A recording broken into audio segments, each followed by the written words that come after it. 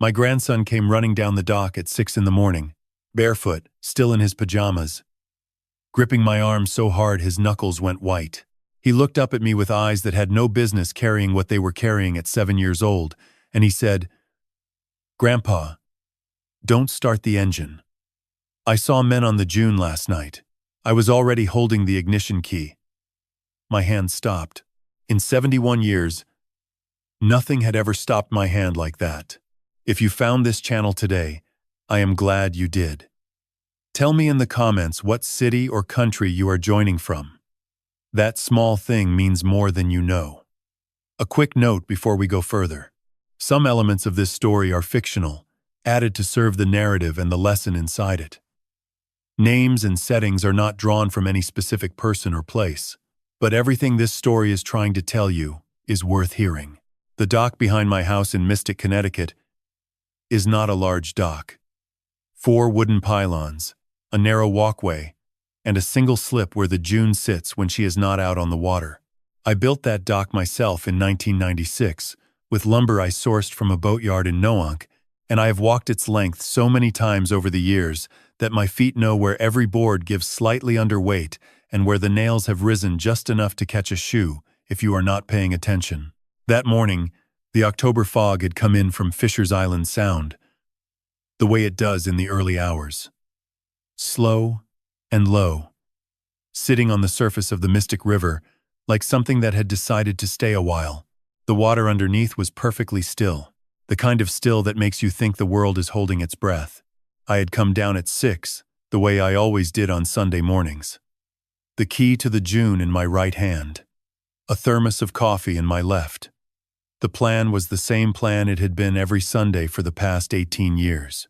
Take the June out through the harbor, past the drawbridge, into the open water beyond Mason's Island, and sit there for an hour in the quiet before the world started asking things of me. I was 3 steps from the boat when I heard him. Not the sound of a child walking, not the careful footsteps of someone trying not to wake the house. The urgent, flat slap of bare feet on wet wood, moving fast. Moving with the kind of desperate purpose that does not belong to a 7-year-old at 6 in the morning. Leo appeared at the top of the dock in his pajamas. The blue ones with the small rocket ships he had picked out himself at the Target in Waterford last month.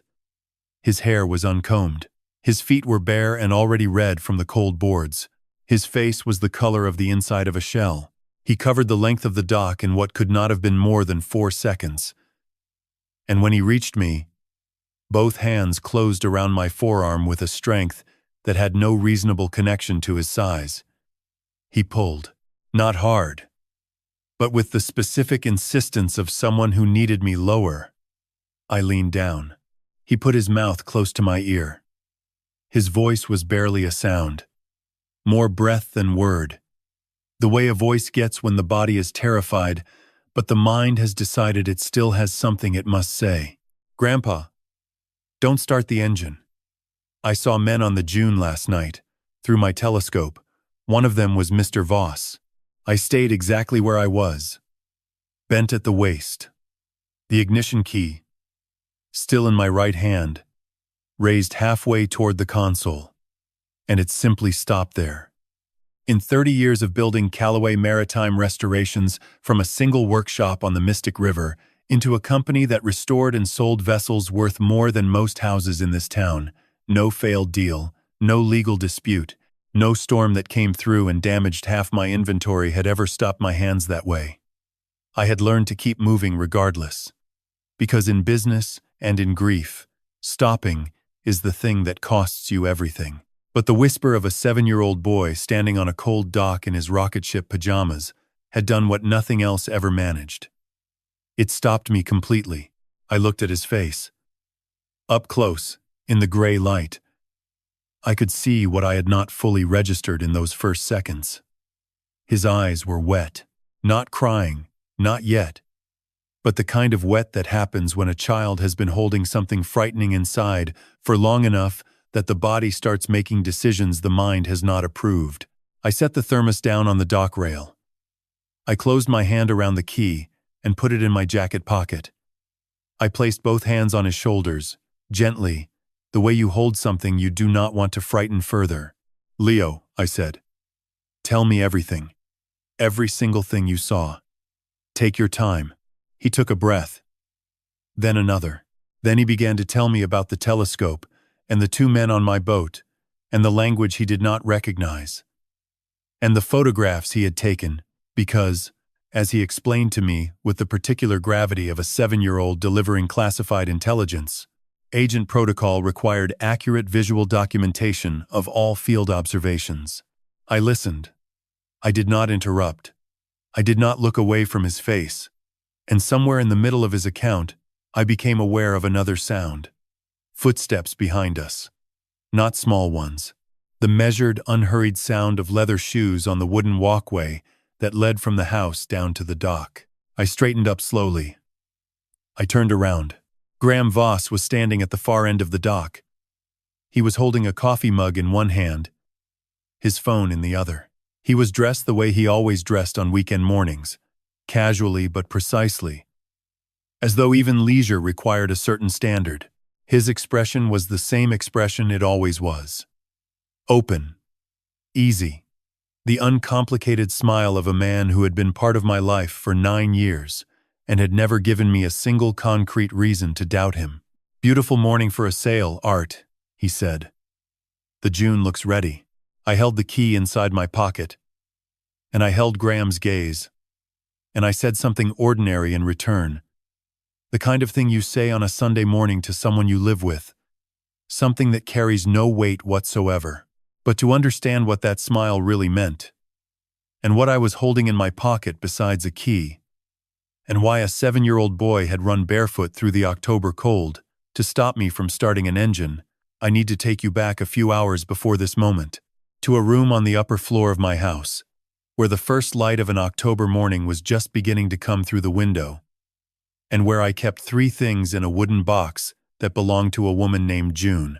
The study on the upper floor of the house on Gravel Street had always been my favorite room, not because of the rosewood desk that June had found at an estate auction in Stonington back in 1989 and insisted on buying despite the fact that it weighed more than either of us could reasonably explain to the movers, not because of the tall window that looked out over the dock and the river beyond it, where the water changed color with the seasons in ways that no painter I had ever met had managed to capture honestly.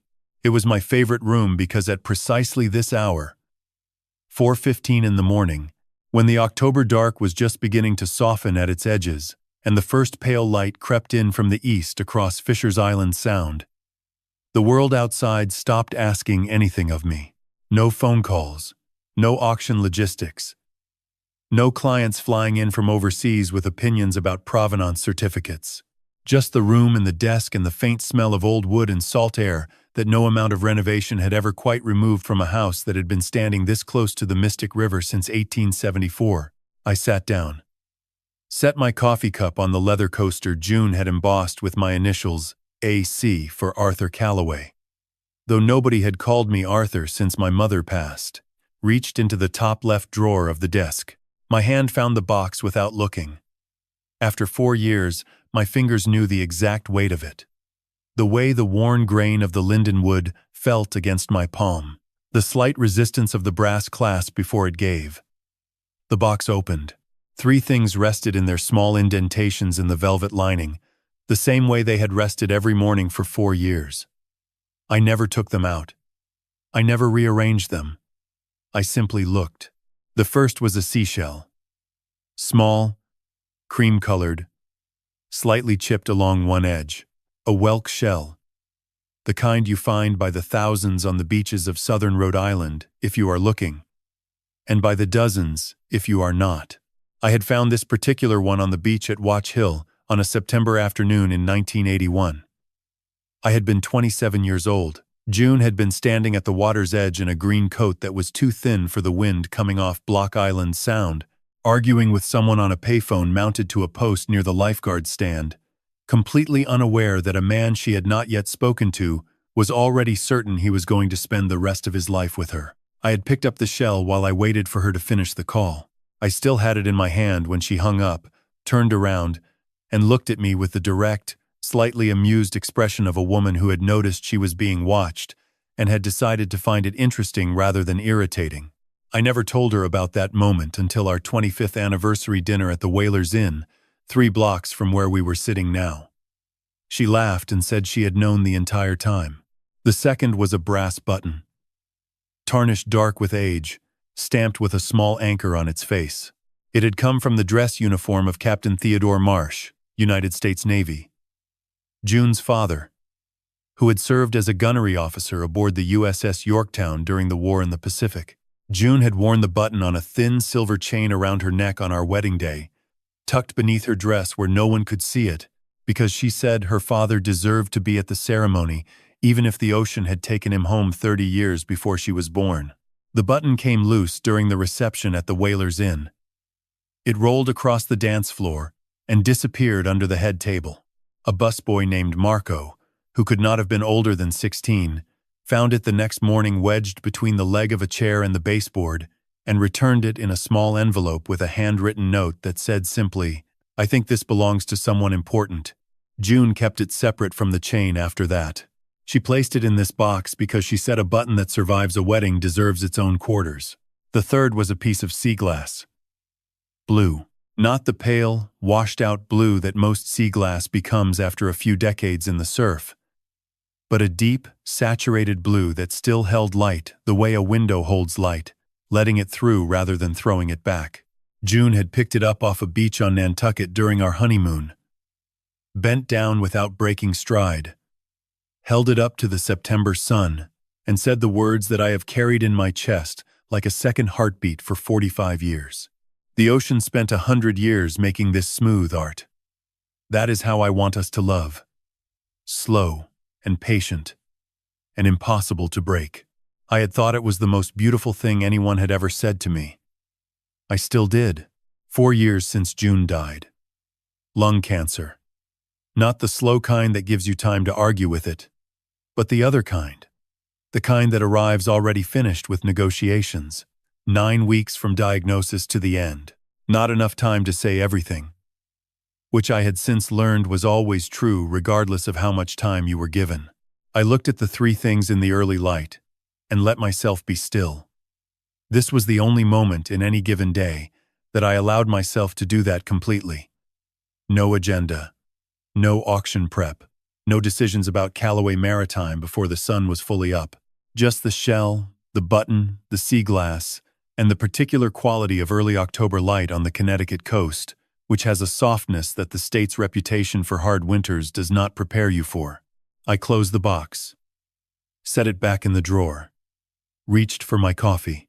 Tonight was the Compass Rose auction at the Mystic Seaport Museum, the largest charitable event Callaway Maritime had mounted in 12 years. The centerpiece lot, a match set of 6 18th century maritime compasses my team had spent nearly 3 years assembling and authenticating, was expected to bring $38 million. Proceeds designated for the New England Maritime Heritage Foundation and 2 children's literacy programs in southeastern Connecticut. Collectors were flying in from London and Tokyo. My operations manager had sent 4 separate reminder emails before 5 this morning, each one slightly more specific than the last. I reached for my vest and began working the first button through its hole. That was when I heard it. Small feet, moving fast on the hardwood floor of the upstairs hallway. Not the careful steps of someone trying not to wake the house, but the urgent, breathless sound of a child who had somewhere to be immediately. The sound got louder, stopped outside my door. The door opened, and a 7-year-old boy in rocket ship pajamas stood in the frame, his face the color of the shell inside my drawer, and told me something that ended one version of my life and started another. Leo did not run the way a child runs when he is frightened. He ran the way a child runs when he has decided that being frightened is less important than the thing he needs to say. He crossed the study in 4 steps, and both hands closed around my forearm with a grip that had no reasonable relationship to his size. He pulled. Not hard, but with the insistence of someone who had made up his mind about what needed to happen next. The hallway outside was narrow and dark at that hour. The kind of narrow that a house built in 1874 wears like a birthright. I stepped out and pulled the door halfway shut. If Margot came upstairs, I wanted it to look like nothing in particular. A grandfather and his grandson in a hallway. Ordinary Sunday morning. I went down on one knee so my face was level with his. Up close I could see what I had missed in the study. His eyes were wet. Not crying, but the kind of wet that comes when a child has been carrying something heavy in the dark for hours and the weight has started leaking out through the only exit the body allows. I kept my voice low and even. The voice that says, whatever this is, we will work through it. Leo, every single thing you saw. Take your time. He had woken early. Much earlier than usual. Before Mrs. Purcell started the coffee. Before the house shifted into its daytime version. He had gone to the attic. The small gabled room above my study that he had claimed as his observation post when I gave him the telescope for his 7th birthday. The telescope was a Celestron Nexstar. Not a toy. A proper instrument with a motorized mount and a digital imaging module that connected to his iPad. June had suggested the gift in one of our last long conversations, when she was already too tired to sit up but still wanted to talk about what the children in this family would need. Give that boy a way to see far, Art, she had said. Children who learn to look up never stop looking. I had ordered it the following week without thinking much more. Standing in that hallway, I understood for the first time that some decisions protect you in ways you cannot see when you make them. Leo had gone up to observe Orion. Miss Harmon, his astronomy teacher at the Mystic Community Learning Center, had assigned the class to sketch the constellation across 3 consecutive nights. After finishing, he did what he always did. He tilted the telescope down toward the dock to look at the June in the moonlight. A habit. He liked the way the boat looked at night, he said. The way the water reflected under the hull and the mooring lines made straight shadows on the planks. On this night, the boat was not empty.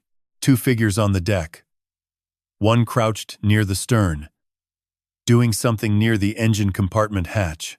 The other standing at the port rail facing the house, positioned with a clear line of sight back toward the property. The one at the rail was Graham.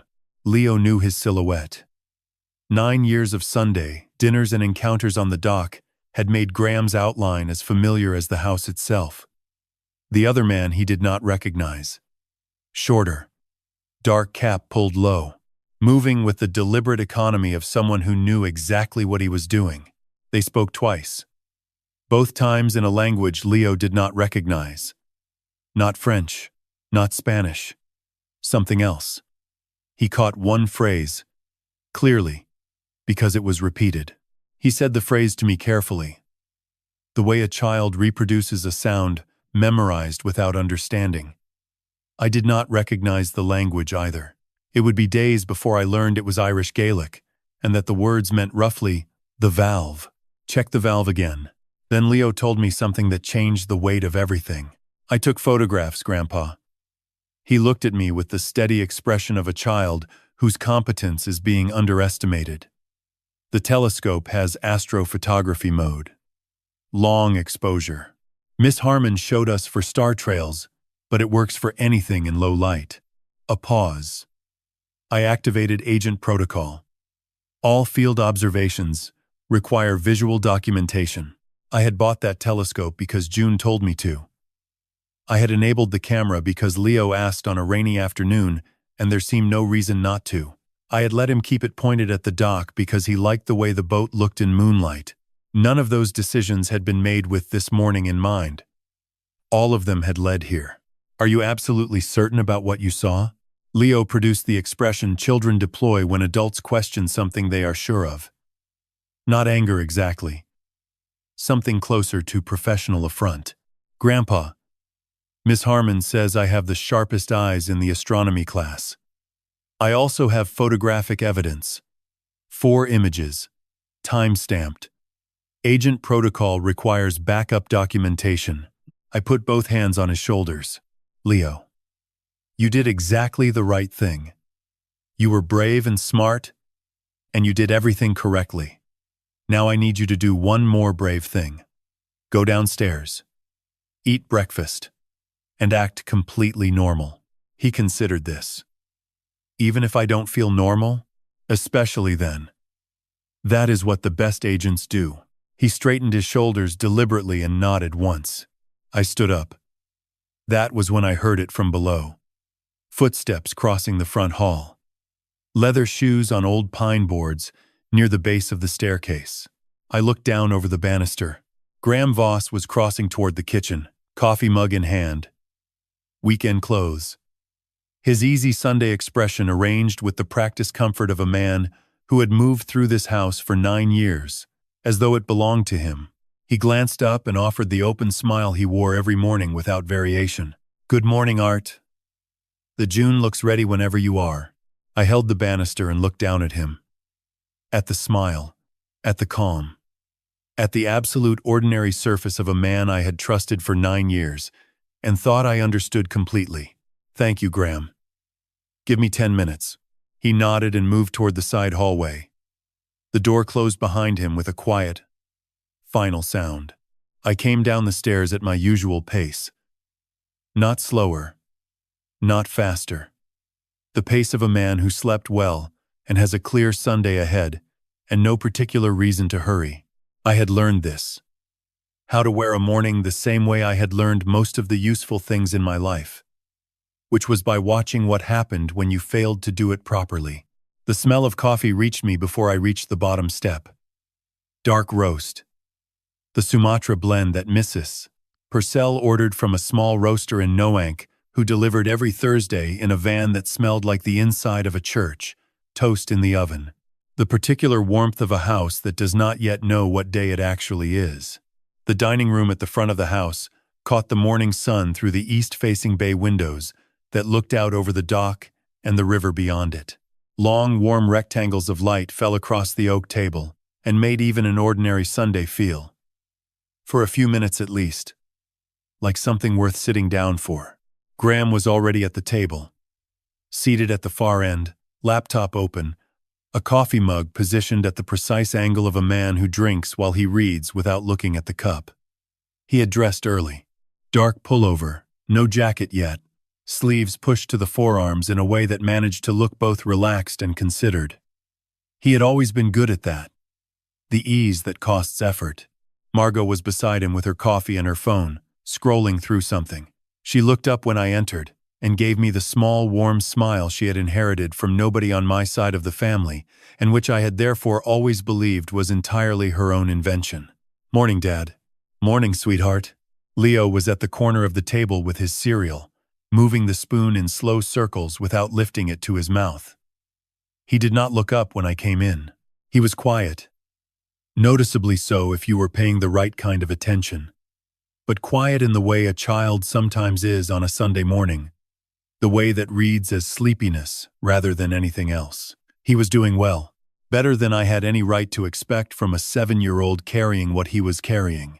I sat down, poured my coffee, cut a slice from the sourdough loaf on the board, and applied butter with the patience of a man who is thinking about something else entirely, but refuses to show it. Through the bay window I could see the dock and the June sitting in her slip, and beyond them, the workshop where Silas Drummond was already visible, moving among his tools with the unhurried precision of a man whose hands have known the same work for 30 years. He had not missed a morning in the shop since I had known him. Margaret Purcell once said that Silas treated routine the way some men treat religion, as something you honored regardless of whether anyone was watching. I watched him for perhaps 3 seconds longer than was necessary. Then I reached for my phone. I read nothing on the screen, but I let my expression do what the expression of a man reading an unexpected message does. A slight shift of focus, a drawing together of the brows. I set the phone down. "Peterson just called," I said, keeping my voice at the level of mild inconvenience. "Wants to meet 30 minutes early." Something about the sequencing of the Compass Rose lot. Apparently one of the Tokyo bidders raised a question about the provenance documentation, and she wants to walk through it before the evening briefing. Margot looked up. "This morning?" Apparently, I picked up my coffee and looked at Graham. "Leave the June in the slip today, Graham. I will take the truck to the museum. Silas mentioned last week he wanted to do a full hull inspection before winter. Let him start today while I am gone. He will have the time." Through the window, Silas's hands moved steadily among his tools. He had not heard any of this. He did not need to. Graham received the information the way he received everything, with a smooth, professional nod and a courteous, "Makes sense, Art.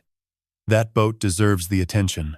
But in the half-second before the mask settled completely, something moved across his face. Quick. A compression around the eyes, almost involuntary. There and gone before any reasonable person would have caught it. I caught it because I was watching for it. I stood, pushed my chair back, and crossed to where Margot was sitting. Touched her shoulder. Kissed her cheek. The Sunday goodbye, unremarkable and small. "Don't wait up if the prep runs late tonight." "I never do," she said. She was already looking at her phone. She was smiling. I went to Leo. He looked up when I reached him. Those eyes. June's eyes. The same dark brown that had appeared in this family exactly once per generation. As if June had quietly arranged it from somewhere beyond. They were steadier than any 7-year-old's eyes had a right to be this morning. I put one arm around his shoulders and pulled him into a brief hug. The kind that looks like simple affection and nothing more. I leaned down so my mouth was beside his ear. "You did everything right, Captain," I said quietly. Under the table, out of sight, his small hand found my wrist and held it for exactly 2 seconds. Then he let go. He did not say anything. He picked up his spoon and began eating his cereal, as though nothing in the world required his attention beyond the bowl in front of him. I straightened, retrieved my jacket from the hook by the door, and walked out of my own house without looking back. The truck was parked in the gravel drive beside the house. I got in, started the engine, and pulled forward toward the gate. In the rearview mirror, I looked once. Graham was standing in the doorway. Not moving, not waving. Simply watching the truck leave, with the still, patient attention of someone waiting to confirm something. And in the moment before the house disappeared behind the turn in the road, I saw his right hand move to the inside pocket of his jacket and come out holding his phone. He was already dialing before I lost sight of him. 4 blocks from the house, I pulled the truck to the curb between a bait shop and a laundromat that had not yet opened for the day. I paid for 2 hours at the meter in quarters, because I had started carrying change that morning without consciously deciding to. The way the body sometimes makes preparations before the mind has finished thinking. I got out, locked the door, and stood on the sidewalk, while a woman walked a terrier on the far side of the street, and a delivery truck backed into the loading dock of the fish market, 2 doors down. Everyone moving through their ordinary Sunday. I turned and walked back the way I had come. Not on the main road. I went left at the first cross street, then right through the service lane that runs behind the waterfront properties on this stretch of gravel street. The narrow paved alley that most homeowners use for trash collection and boat trailer storage and nothing else. I knew it well. I had walked it dozens of times over the years, when I needed to think without being seen on the main road. At the far end of the lane, where my property meets the stone wall of the neighboring house, there is a wooden gate. It was installed sometime in the 1970s by the previous owner and had been quietly surrendering to the salt air ever since. Every contractor who came through suggested replacing it. June always said she would get to it next season. She never did. After she died, I found I could not bring myself to change it, which is not a rational position for a man who makes his living on the precise restoration of things that are falling apart. But grief has never been particularly interested in rational positions. I pushed the gate. The hinge protested the way it always protested, then yielded. The sound of tools reached me before I was fully through. The particular rhythm of a man organizing his workspace with the mechanical patience of someone who has done the same sequence every morning for 3 decades. I followed the sound along the stone wall, past the hydrangeas and the overturned dinghy that Leo had claimed as a fortress, until I found Silas Drummond at his workbench in the open-sided shop beside the dock. He heard me and looked up. His face did what it always did when it registered something unexpected. A brief stillness. An assessment. Then, a return to whatever expression the situation seemed to require. Silas had the face of a man who had decided long ago not to waste energy on reactions he had not verified yet. Those hands. Large, scarred across the knuckles. The skin thickened in the way that decades of engine work leaves its permanent record on a person.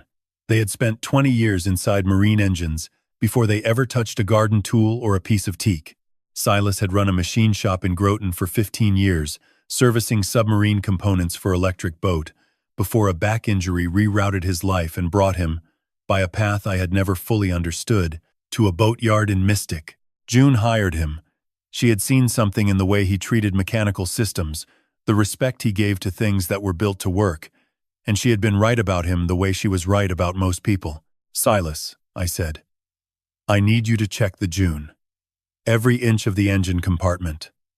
The fuel system, the electrical connections, every line and valve. If there is anything in there that was not there when you last inspected this vessel, you will know." Silas set down the wrench he was holding. He did not ask why. He did not ask what I expected to find. He had known me long enough to understand that when I spoke in that particular register, quiet and direct and without preamble, I was not opening a conversation. I was making a request that needed to be honored immediately. He picked up a heavy-duty flashlight from the shelf and walked to the dock without another word. The June sat in her slip the way she always sat. White hull. Teak trim. The name painted in dark blue letters across the transom, in the typeface June had chosen herself from a book of maritime fonts I had given her as a joke and which she had taken entirely seriously. Silas stepped aboard, opened the engine compartment hatch, and lowered himself down with the careful deliberateness of a man whose back has opinions about certain movements. I stood on the dock and waited. The silence was enormous. 5 minutes. Perhaps 6. The flashlight beam moved in small arcs below the deck. Silas made no sound, except the occasional shift of his weight against the hull framing. Then the movement stopped. He stayed still for a long moment. Long enough that I took a step closer to the gunwale. Then he came up slowly. One hand braced against the hatch frame, and stood on the deck. He was pale in a way I had never seen Silas Drummond be pale before. 30 years of submarine work and marine engines, and the man had a complexion that did not move easily. It had moved. He looked at me. He did not look away. "Mr. Calloway." His voice was completely flat. "There is something in there. Something that was not in there the last time I inspected this vessel." He described it the way he described all mechanical systems. Precisely. Without emotion. The fuel return valve on the main line had been repositioned so that instead of cycling fuel back to the tank, it now allowed a slow, continuous leak into the lower engine compartment. The leak rate was calibrated. Small enough to be undetectable by smell for the first 15 to 20 minutes of operation. Large enough to accumulate a dangerous volume of vapor in an enclosed space. Additionally, a wire in the engine's electrical ignition circuit had been rerouted. Under normal operation, a small spark discharge would occur when the engine reached full operating temperature, approximately 20 to 25 minutes after startup. Under the original wiring, this discharge was contained and harmless. Under the new configuration, it would arc directly into the compartment where the fuel vapor was accumulating. 25 minutes. That was the arithmetic. 25 minutes of ordinary Sunday morning boating, and I would be well out into the Sound, past Mason's Island, past the shipping channel, past the reach of anyone who might help, and then a spark in an enclosed compartment full of fuel vapor, and an 18-year-old wooden boat would do what wooden boats do when they catch fire at sea. Whoever did this knew marine engines, Mr. Calloway, Silas said. They knew this specific engine. This was not done by someone guessing. I handed him my phone. "Photograph everything." He understood. He went back down into the compartment with the phone and the flashlight, and I stood on the dock and listened to the shutter click. Sharp bursts of sound in the silence, and I looked out across the Mystic River where the October fog was just beginning to lift and the water was turning from gray to silver in the early light. Perfectly still. perfectly indifferent. I put that thought in a specific place in my mind. The place where I store things I cannot afford to fully feel yet. And I kept going. I stood on the dock with my phone in my hand and Silas's photographs on the screen, and I thought about what I needed to do next. There are moments in a life when the ordinary machinery of problem-solving, the kind that runs on logic and experience, and the assumption that most situations can be handled through familiar channels, simply stops being adequate. This was one of those moments. Whatever was underneath the deck of the June had not arrived there through ordinary means, and it was not going to be resolved through ordinary means either. I opened my contacts and scrolled until I found the name. I had not called it in 4 years. The last time had been a dinner in Stonington that ended with bourbon and a long silence on the water, 2 old friends sitting on the dock behind the restaurant watching the light go out of the sky and not needing to fill the quiet with anything. The name in my phone read, simply C.N. Catherine Navarro. Cat to the 4 or 5 people in the world she permitted to use the name. Retired FBI. 22 years with the Bureau's Maritime Crimes and Organized Crime Divisions. Currently running a private security consultancy from an office in New Haven that she described as 2 rooms and a coffee machine, which I suspected was an understatement, in the same way that describing the ocean as wet is an understatement. 64 years old. Silver hair cut short and practical.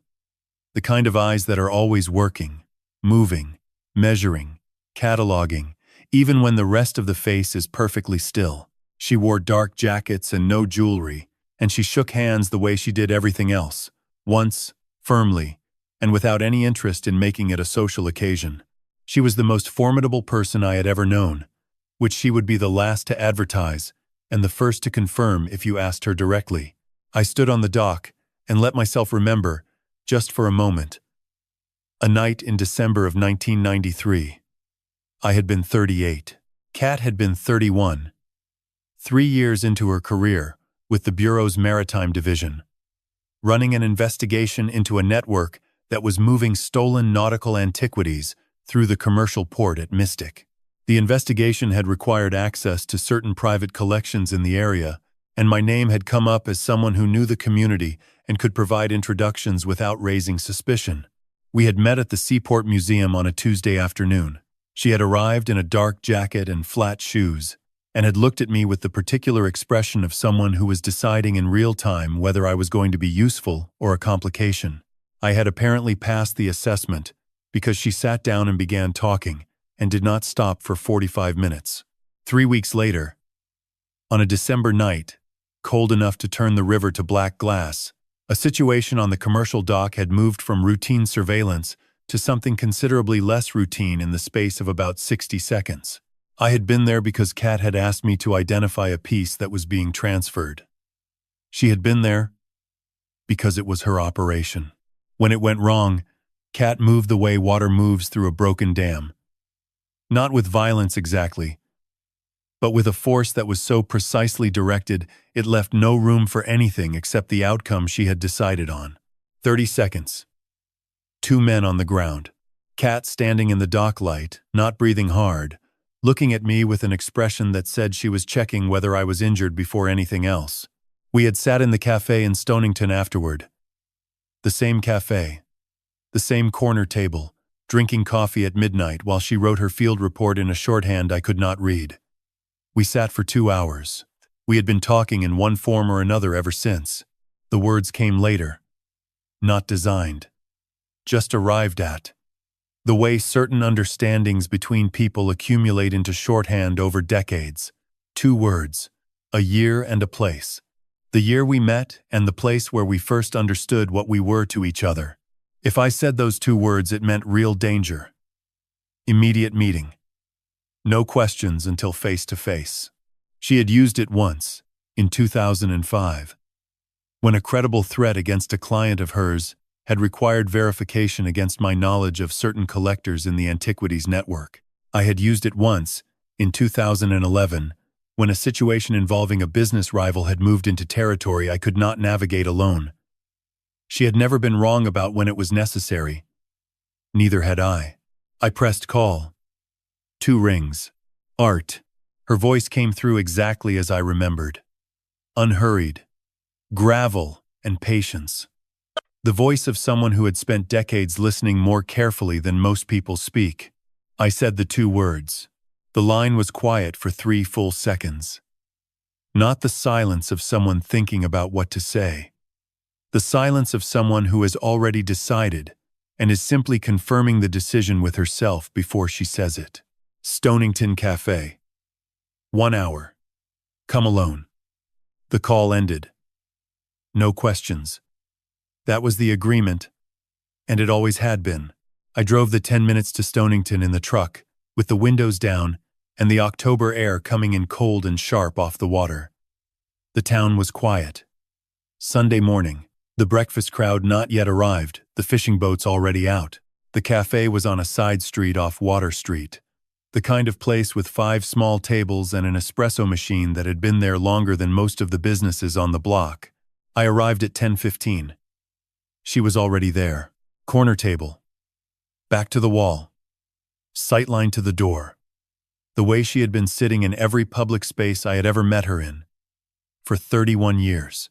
64 years old, silver-haired, wearing a dark jacket over a white shirt. She looked like a woman who had retired from something that most people could not do and was at peace with what it had cost her. She did not greet me when I sat down. She looked at me and waited. I placed my phone on the table. Opened the photographs. Did not say anything. Turned the screen toward her. She picked up the phone and looked at each image in sequence, taking her time, using 2 fingers to enlarge the details around the fuel valve and the rerouted wiring. Her expression did not change. When she had seen all of them, she set the phone on the table between us and looked up. "Tell me," she said. So I told her.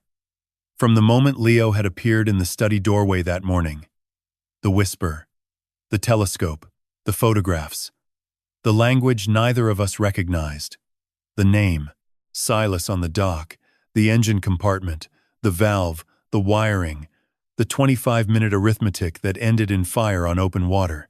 I told it in sequence, and I did not editorialize, because Kat had told me once in a different context that the most useful thing a witness can do is report and leave the interpretation to someone whose job that is. She listened without interrupting. She made 2 brief notes on a small pad she produced from her jacket pocket, writing in the compressed shorthand of someone who has spent decades reducing complex situations to their essential components. When I finished, she was quiet for a moment. Not the quiet of someone forming a response. The quiet of someone reorganizing information she has already begun to analyze. "Whoever modified that fuel system knew marine engines at a professional level," she said. "The valve recalibration and the ignition reroute. That is not improvised knowledge. Someone with real technical background, or someone trained by someone with it." She paused. "This is organized, Art. This has been planned. This is not opportunistic." I nodded. I already knew that. I had known it since the color left Silas's face in the engine compartment. Kat looked at me steadily across the small table. The espresso machine behind the counter hissed once and went still. Outside, a church bell rang somewhere on Water Street. Faint and ordinary. Belonging to a town that had no idea what was sitting at this corner table. "You already know who ordered this," she said. "You have known since this morning.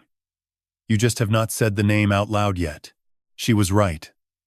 I had known since Leo said Mr. Voss, in his careful, frightened voice, on the dock. I had known through every subsequent hour. Through the breakfast performance. Through the walk back through the service lane. Through the engine compartment and the photographs. I had been carrying the name the way you carry a stone caught behind the sternum since 6:15 in the morning. Saying it out loud in this quiet cafe meant accepting that the man who had eaten at my table that morning, who had wished me a beautiful day for sailing with a smile I now understood, had nothing behind it except calculation, had spent time and money and careful effort, arranging for me not to come home from the water. I picked up my coffee, set it down, and I said the name. Kat produced the pad and pen from her jacket, the way she produced everything, without ceremony, as though the objects had simply been waiting for their moment. She set them on the table between us. "Write down everything you know about him," she said. "From the first day he walked into your life. There is something about a blank page that resists the beginning of certain kinds of accounting. The kind where what you are writing is not information, but admission." I picked up the pen. The first thing I wrote was the name Graham Voss. In my own handwriting, on a piece of paper in a cafe in Stonington at 11 in the morning on a Sunday, it looked unfamiliar. 9 years of familiarity stripped away in the time it took to form 11 letters. And what remained was the shape of a stranger. I wrote what I knew. He had appeared in my life in the autumn of 2015 at a maritime antiquities exposition in Newport, Rhode Island, the kind of event that fills a waterfront convention center for 3 days and draws everyone from auction house representatives to private collectors looking for rare instruments. I had gone for the professional contacts. I had come back with Graham. He had introduced himself as a specialist in maritime asset valuation and portfolio management. His credentials were substantial. MBA from Wharton. A list of transactions and institutional clients that I recognized. A professional history that had the texture and density of something real. He had been, from the first conversation I had with him, exactly right. The handshake firm without performance. The eye contact direct without aggression. The way he deferred to my experience without appearing to defer. The particular skill of a man who understands that the most effective way to earn the trust of an older person is to listen to them as though they might actually know something worth hearing. I had noticed all of it. I had attributed it to competence and good manners.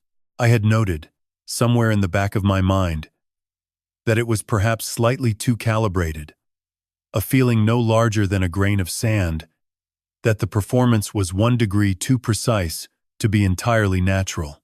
But I had set it aside. I was in my late 60s and recently widowed, and I had told myself that a man who has lost his wife is inclined to find fault with anyone new who enters his life. I had told myself I was being suspicious without cause. I wrote that down too. Within 2 years, Graham had become indispensable to Callaway Maritime. He managed the international auction division, opened the Asian market, brought in contracts that doubled our overseas revenue. Within 3 years, he had become something closer to family. Friday dinners, weekend fishing trips, long conversations about boats and restoration and what it means to preserve something that was built to last.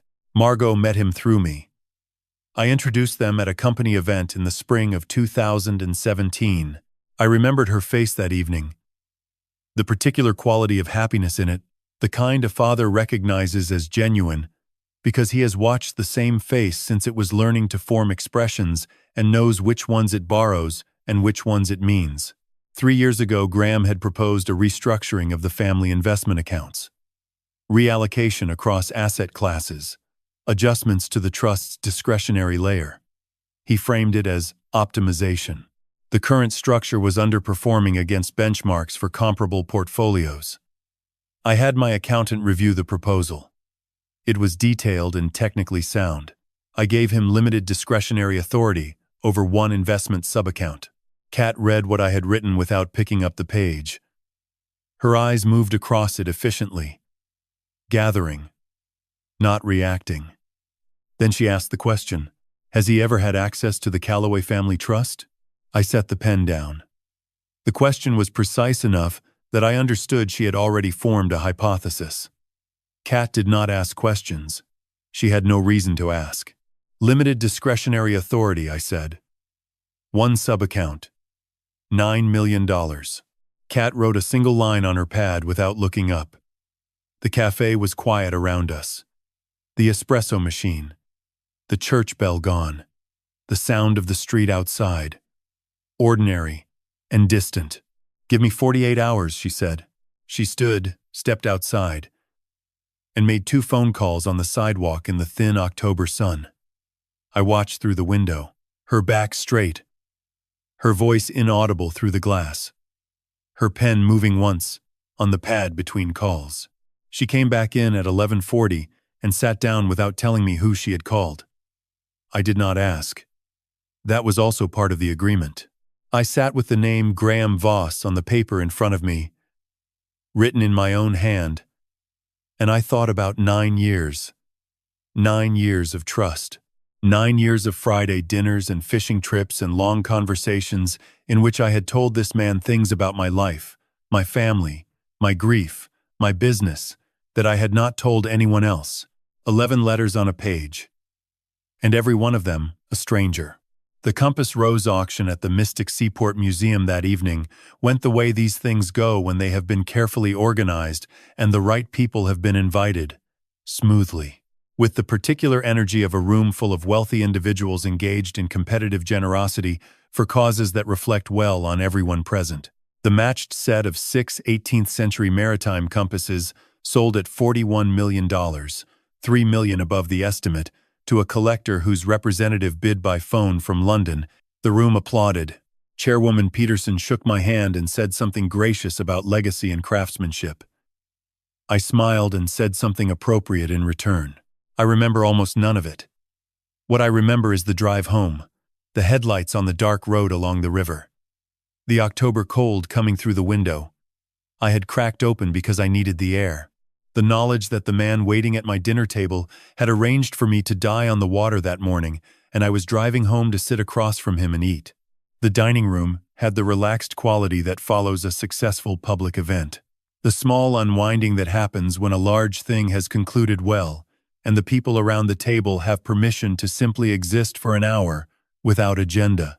Mrs. Purcell had made the clam chowder she always made on auction nights. The recipe she had brought with her from a restaurant in Westerly, where she had cooked for 12 years before June hired her. The bread was still warm. The table was set with the good silver, the pieces June had collected over decades from estate sales and flea markets and antique shops in every port town between Mystic and Gloucester. Graham was at his usual place. He cut his bread with the silver-handled knife that June had found at a maritime antiques fair in Gloucester in 1996. A knife that had been on this table for nearly 30 years. He ate with the comfortable ease of a man who belonged in this room, at this table, with these people. And he told a story about a collector in Tokyo who had apparently bid on the wrong lot by mistake and spent 11 minutes trying to withdraw a $2 million offer through a translator who kept making it worse. Margot laughed. She had a particular laugh. Quick, unguarded. The laugh of someone who has not yet learned to be careful with happiness. I had always loved that laugh. I watched Graham produce it from her, and I held my wine glass and I kept my face in the arrangement it needed to be in. Leo was at the corner of the table, eating his chowder with the focused attention of a child who is concentrating very hard on being interested only in what is in front of him. He did not look up at Graham once during the entire meal. He did not look at me, either.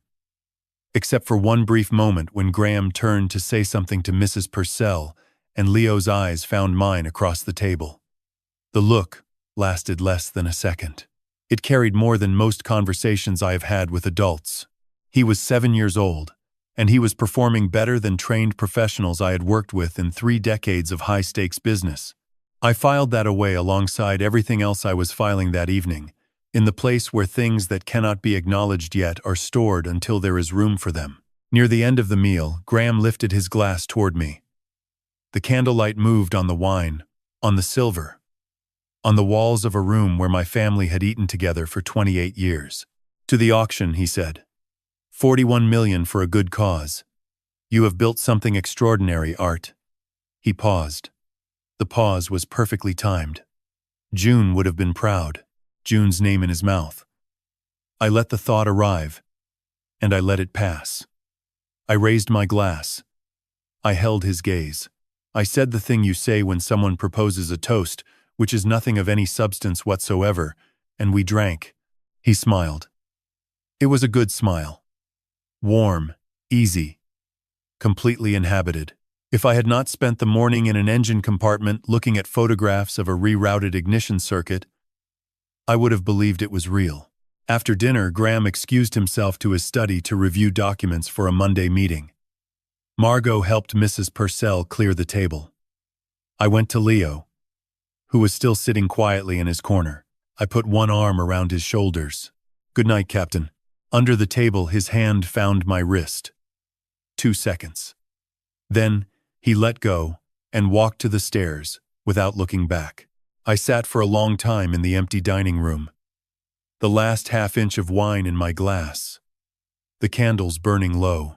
Through the window, I could see the dock, and beyond it, the dark shape of the June in her slip, the boat that someone had tried to turn into my grave, sitting on the black water under a sky full of stars that Leo probably knew the names of. I went to bed at 11. I lay awake until 2. At 2 in the morning, with the house quiet around me and the October fog pressing against the windows the way Connecticut fog does, slowly, without urgency, as though it has been doing this for centuries and sees no reason to stop, I thought about Graham Voss. Not about the money. Not about the engine compartment. Not about the 48 hours Kat had asked for, and what she might find when she started looking. I thought about something I had noticed at various points over 9 years, and each time filed away without examining it.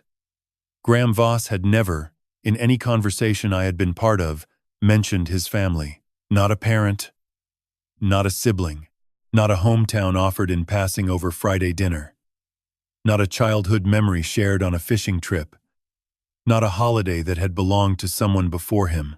He had appeared in 2015 with a complete and detailed professional history and almost no personal history whatsoever. I had thought, on the occasions when I noticed this, that he was simply a private man, that some people carry their past lightly, and it is not anyone else's business to ask why. Lying in the dark at 2 in the morning, listening to the fog and the old house settling around me, I was no longer thinking that. The message from Silas came in at 6:47 on the morning of the 3rd day, while I was still upstairs reviewing the auction follow-up correspondence that had been accumulating since Sunday night. 4 words on the screen. He approached me yesterday. I read it twice. Set the phone on the desk. Went downstairs, poured my coffee from the pot Mrs. Purcell had left on the warmer, and walked out the back door with the cup in my hand. The gesture was ordinary. I walked the back garden most mornings. Anyone watching from inside would see nothing different. Silas was at the stone wall that separated the garden from the slope down to the water. Not working. Standing. Hands at his sides. His work jacket on against the October chill. He had the posture of a man who had said what he needed to say in a text message and was now prepared to wait as long as necessary for the conversation that would follow. I stopped beside him and looked at the wall. The way 2 men look at a shared view when they are having a conversation they do not want to be seen having. "Yesterday afternoon," Silas said. His voice was low and even. He came to the shop. Said he wanted to check on the maintenance timeline for the June. We talked about the hull inspection for a few minutes. Standard questions. A pause. The water beyond the slope was silver in the early light. Then he told me he knew I was a reasonable man. Said he had a proposition. Silas did not need to tell me what kind. I waited. $1,500,000. For not paying close attention to whatever happened in the engine compartment. And for keeping him informed of your schedule. Where you were going. Sue, when you would be on the water. When the boat had been cleared for use, the stone wall beside me was cold under my hand. I set my coffee cup on it. I did not feel surprise. Surprise requires the unexpected. And by the 3rd day of October, I had reorganized my understanding of what was possible inside my own household. What I felt was something colder and more precise. The particular quality of attention that arrives when a situation has moved from complicated to clear. $1,500,000. Graham had gone to Silas. The man who had worked for this family for 30 years. Who had built the June with his own hands, from my drawings on my dock, who knew every valve and wire in that engine compartment because he had installed them himself. Graham had looked at Silas Drummond and seen a variable that could be purchased. That told me something important about the state of the plan. A man who makes that move is not operating from confidence. He is operating from pressure. A deadline. A creditor.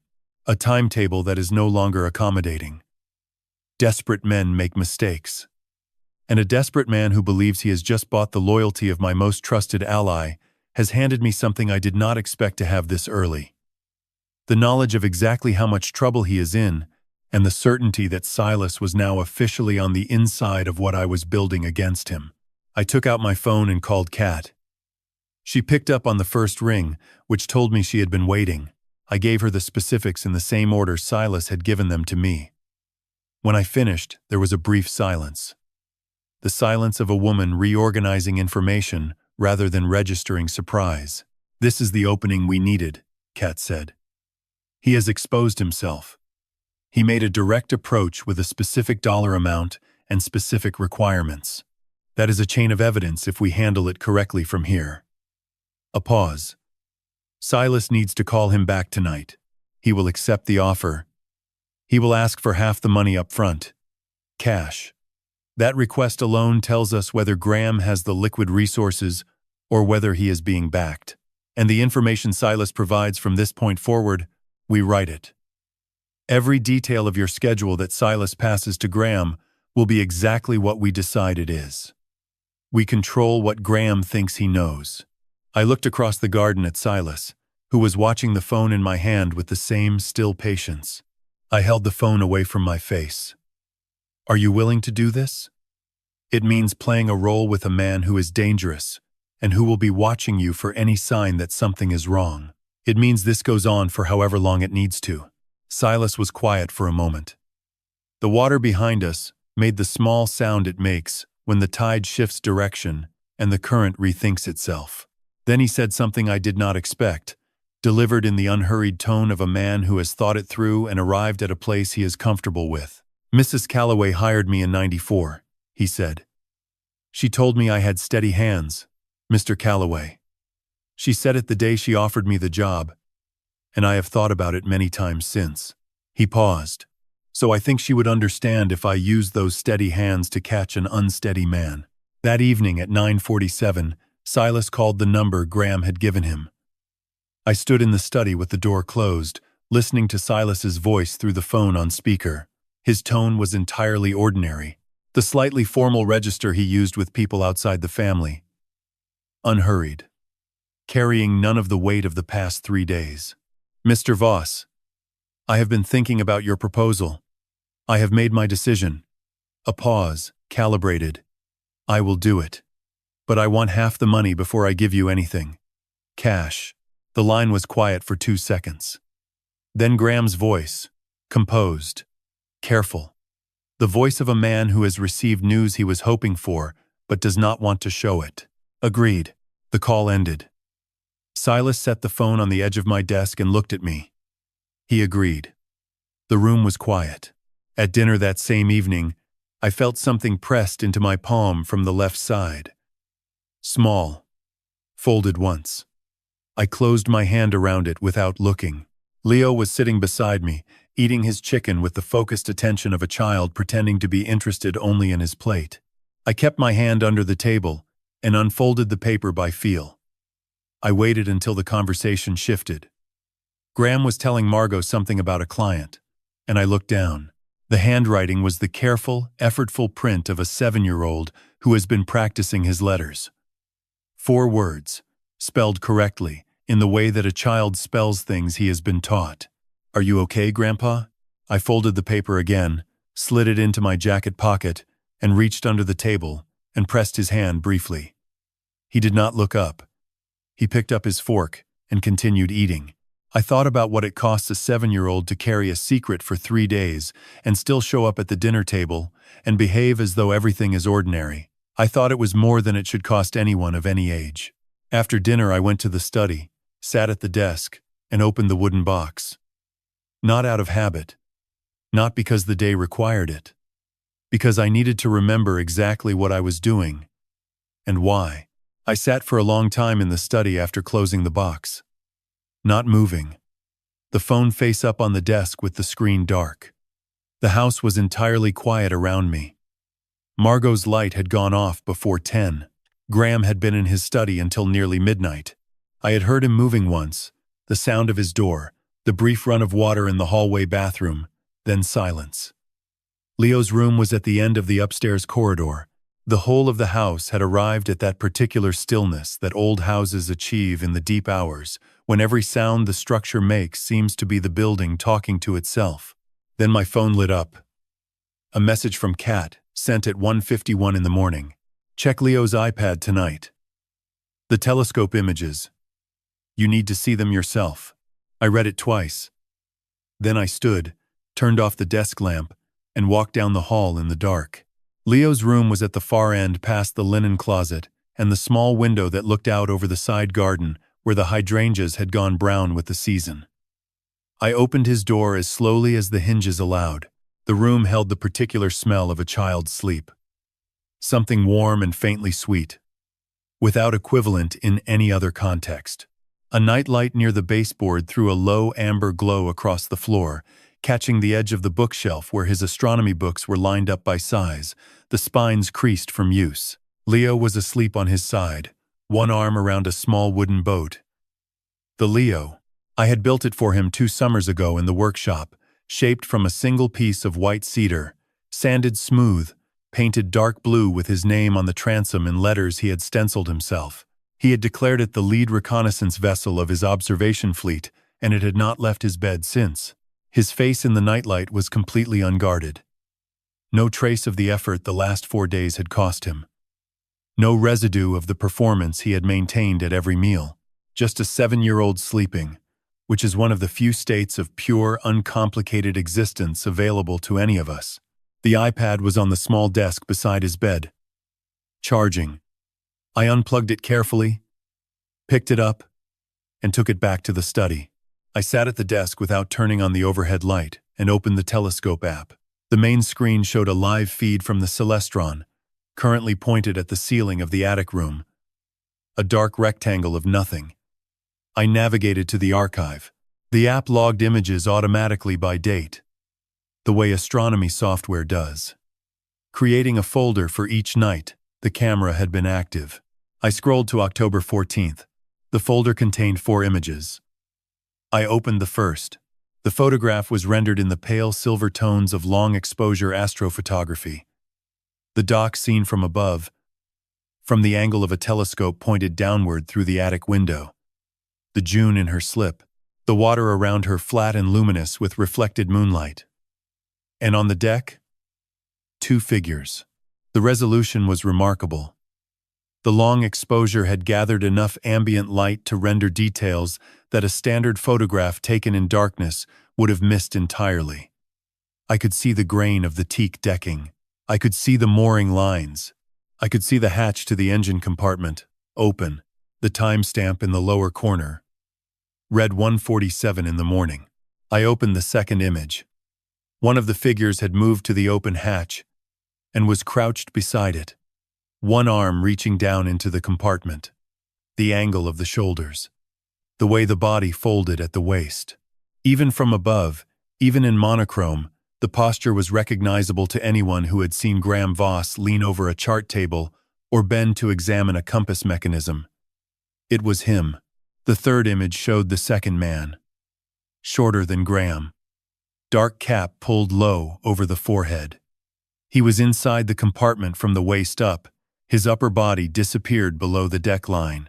In this frame he had turned his head slightly, and the moonlight caught the lower portion of his face. Jaw. Chin. The edge of a mouth set in concentration. Not enough to identify with certainty, but enough to work with. The fourth image was the one that removed all ambiguity. Graham standing at the port rail, facing the house, positioned as a lookout. The moonlight fell on his face from the left side, with the clean directness that only a clear October night on open water can produce. His features were fully visible. No shadow. No obstruction. The image was as clear as a portrait taken in a studio, except that the subject did not know he was being photographed, and the photographer was a 7-year-old boy in an attic with a telescope he had received for his birthday. I sat with the iPad in my hands and looked at that fourth image for a long time.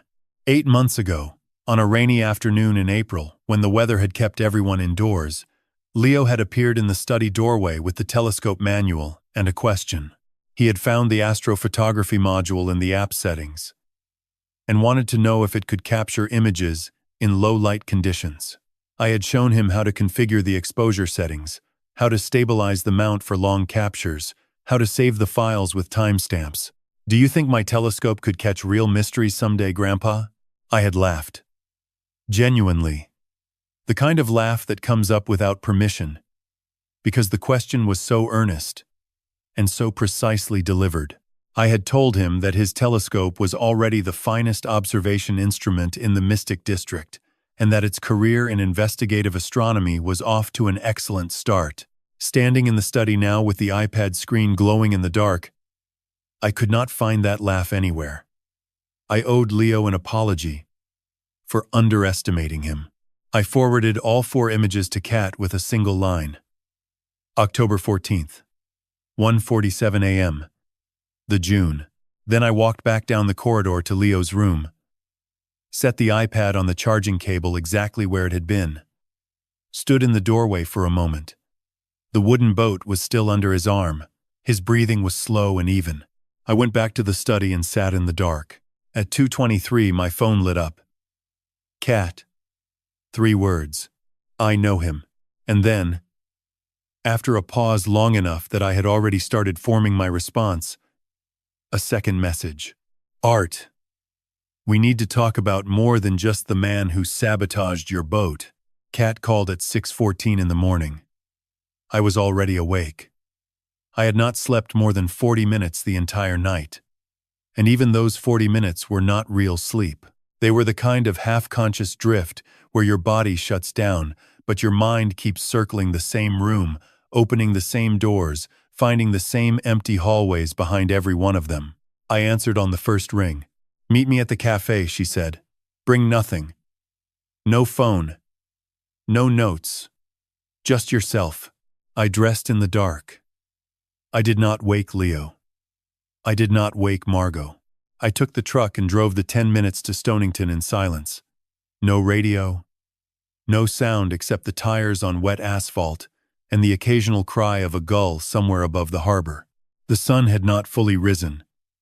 The sky was the color of wet slate, and the water beneath it looked like poured iron. Kat was already seated when I arrived. Same corner table. Same black coffee. But this time, there was a manila folder on the table between us, closed, with no markings on the outside. She did not greet me. She did not smile. She placed both hands flat on either side of the folder and looked at me the way a surgeon looks at a family member before delivering results. "Sit down, Art," she said. I sat. "What I am about to tell you is not speculation," she said. "I confirmed it through 3 independent sources overnight. 2 of them are still active in federal law enforcement. One of them is a contact at Interpol's Lyon office, whom I have known for 19 years. I nodded. My mouth was dry. The coffee she had ordered for me sat untouched. "The man you know as Graham Voss does not exist," she said. She opened the folder. Inside was a single photograph, printed on standard copy paper, slightly grainy but unmistakable. It showed a younger version of Graham. Perhaps 15 years younger. His hair was darker, his face thinner, and he wore a black coat with the collar turned up against what looked like rain. Behind him was a stone building I did not recognize. But the eyes were the same. The posture was the same. The way he held his chin slightly elevated, as if he were always measuring the room from a position just above everyone else in it. "His real name is Niall Brendan Garley," Kat said. "Born in Belfast, Northern Ireland. In 1976, he entered the United States for the first time in 2003 using a forged Irish passport under the name Declan Muir. He stayed for 14 months, then disappeared. He resurfaced in 2007 in Boston under the name Colin Price. That identity lasted 3 years. In 2010, he became Graham Voss." I stared at the photograph. The man in it was smiling. It was the same smile I had seen 1,000 times across my own dinner table. "What did he do?" I asked. Kat turned to the second page. It was a printed summary, dense with dates and locations. She did not let me read it. She summarized it herself, slowly, precisely. The way she had always delivered information when she was still carrying a badge. In Belfast, Garley was linked to a paramilitary financial network, she said. Not operational. Not a soldier. He was a money man. He structured payments, moved funds through shell accounts, and provided clean documentation for transactions that could not be traced through normal banking channels. He was exceptionally good at it. Interpol flagged him in 2005, but he had already left the United Kingdom by then. The red notice was issued in 2015 under the name Niall Garley. But by that time, he had been Graham Voss for 5 years and had built an entirely clean American identity. She paused. He has done this before, Art. Done what? Exactly. All of it, she said. The approach, the integration, the trust building, the access to family finances. In 2008, under the name Colin Price, he embedded himself with a shipping family in Marblehead, Massachusetts. He gained control of a discretionary sub-account worth $6.2 million. Over 11 months, he moved $4.8 million offshore through a series of micro-transactions. When the family discovered the shortfall, he vanished. No arrest. No trace. The family never recovered the money. I felt something cold settle in my chest. Not surprise. Not even anger. Something closer to recognition.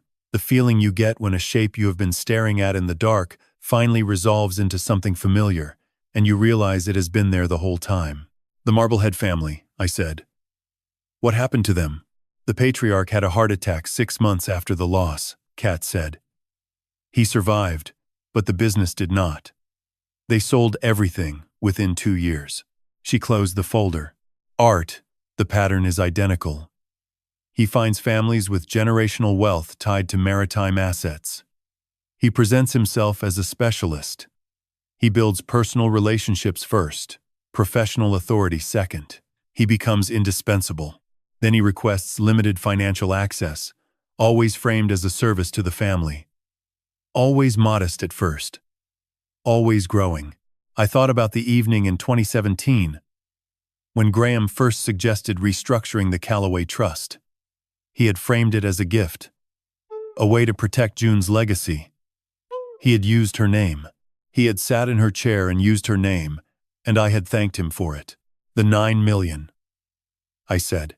I have not yet traced the full movement, Kat said, but based on the Marblehead pattern, I expect we will find between 30 and 45 transactions over the past 18 to 24 months, routed through at least 3 offshore intermediaries. The final destination will likely be a holding entity in the Cayman Islands or the British Virgin Islands, controlled by a nominee director with no traceable connection to Garley. How much do you think is left? In the sub-account? My estimate is less than 1.2 million. Possibly less than 800,000. 800,000. Out of 9 million. I looked at the coffee. It had gone cold. I had not touched it. There is one more thing, Kat said. She reopened the folder to the last page. It was a short paragraph, printed in a smaller font, with a single name highlighted in yellow. Garley currently owes approximately $14 million to a private lending entity based in Miami, she said. The entity is linked to organized crime. This is not a bank. These are not patient people. The Compass Rose auction, the timing of the sabotage, the pressure on Silas, all of it points to a deadline. He needs money, Art. He needs it soon. And he is running out of places to find it. I stood up. The chair scraped against the wooden floor.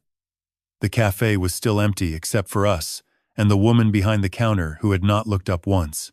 48 hours, I said. Less now, Kat replied. We have maybe 36. I picked up the photograph of Niall Brendan Garley and looked at it one more time. The smile, the posture, the certainty in his eyes. I had invited this man into my home. I had let him sit beside my granddaughter. I had let him carry the name of my wife's boat on his lips, as though it belonged to him. I set the photograph down and walked out of the cafe into the gray Stonington morning. 36 hours. That was all we had. I returned to the house before 7:30. Leo was eating cereal at the kitchen table. Margot was pouring orange juice. Graham was not there. Mrs. Purcell told me he had left early, said something about a meeting with a broker in New London. I nodded as though this were normal. Everything I did that morning was a performance. Every word I spoke was selected from a script I was writing in real time, and the audience was a man who was not even in the room. Kat had told me to behave exactly as I had behaved every other morning for the past 9 years.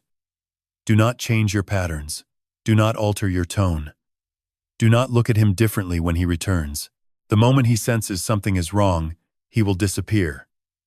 And this time we may not find him. So I sat at the table and drank my coffee, and asked Leo about his homework, and told Margot the auction had gone well, and that Peterson had called about a follow-up appraisal. I smiled. I buttered my toast.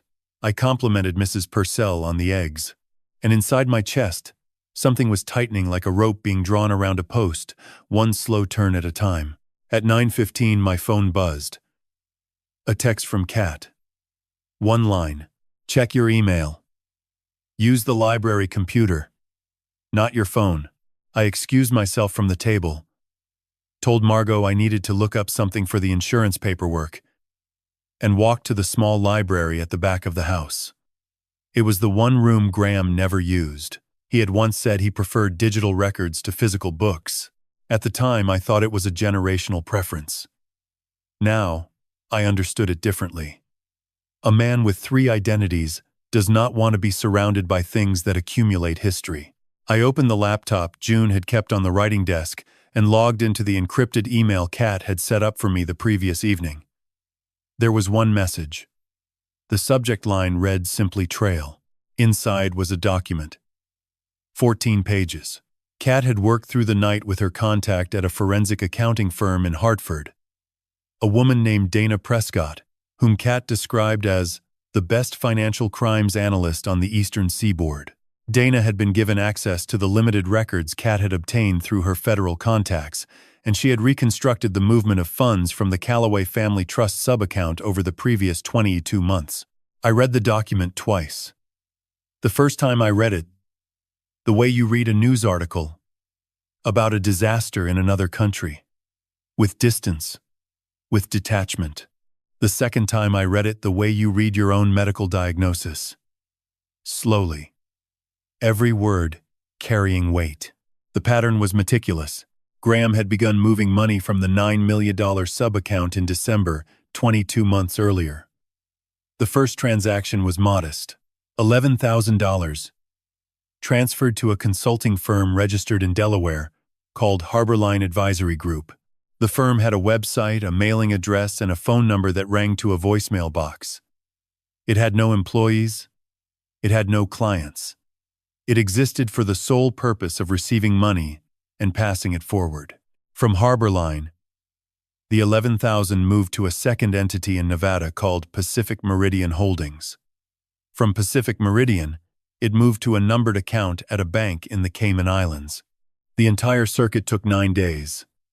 It was a test, a dry run, and when no one noticed, the amounts began to grow.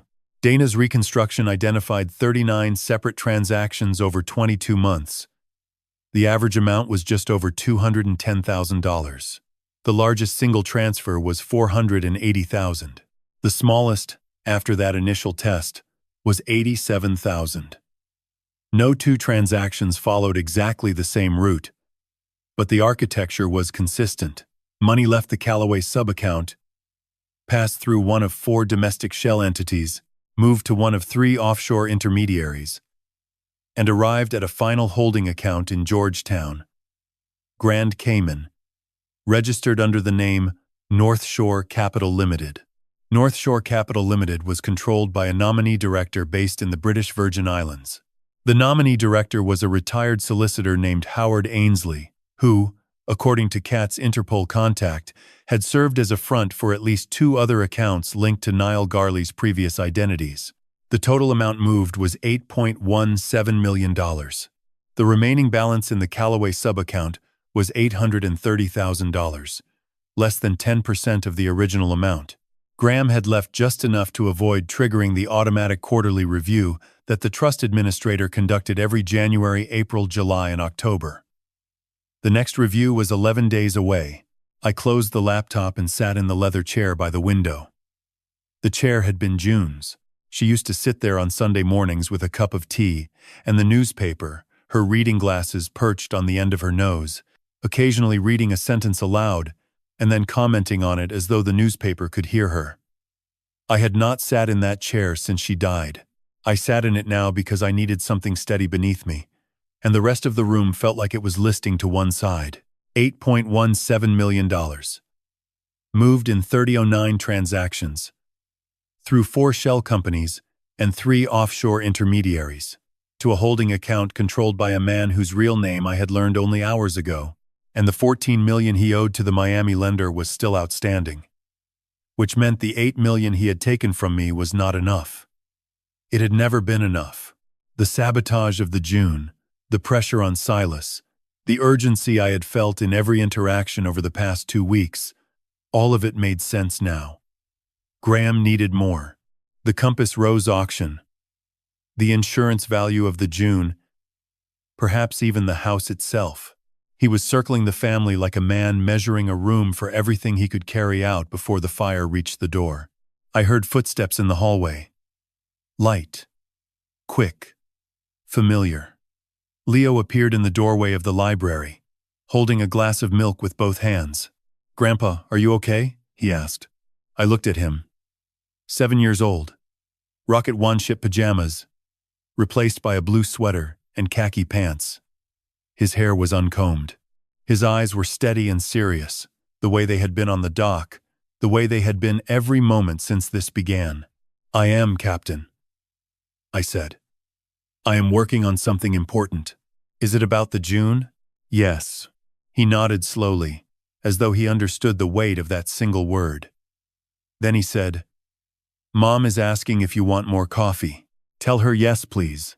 He turned and walked back down the hallway, carrying the glass of milk with the careful deliberation of a child who knows that some things are too important to spill. I reopened the laptop, forwarded the entire document to Kat, and typed one line beneath it. 39 transactions. 8.17 million. I want it all back. I waited until Thursday evening. That was deliberate. Kat had said to choose a moment when Graham would be out of the house for at least 3 hours, and on Thursday evenings, Graham drove to New London for what he called his quarterly portfolio review with a contact at a private wealth firm. He had been making this trip every few weeks for as long as I could remember.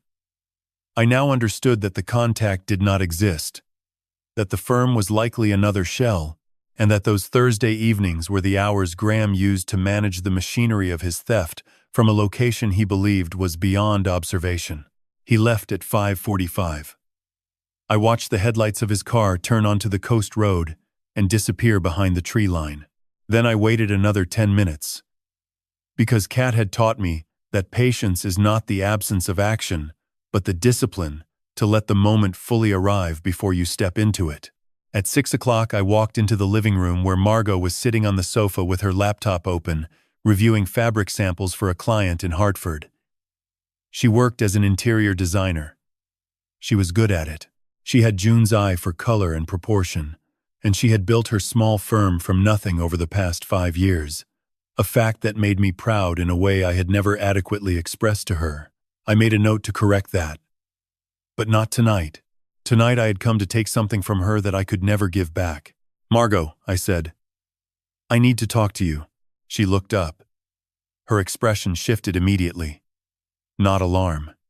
Something closer to recognition. As though she had been waiting for a conversation she could not name, but had sensed approaching for days. "Okay," she said. She closed the laptop and set it on the coffee table. I sat in the armchair across from her. Between us was the low oak table June had found at an estate sale in Westerly in 2004. It had a small crack along one edge that June had never repaired because she said imperfections were what made old things honest. "This is about Graham," I said. Margot did not blink. She did not look away.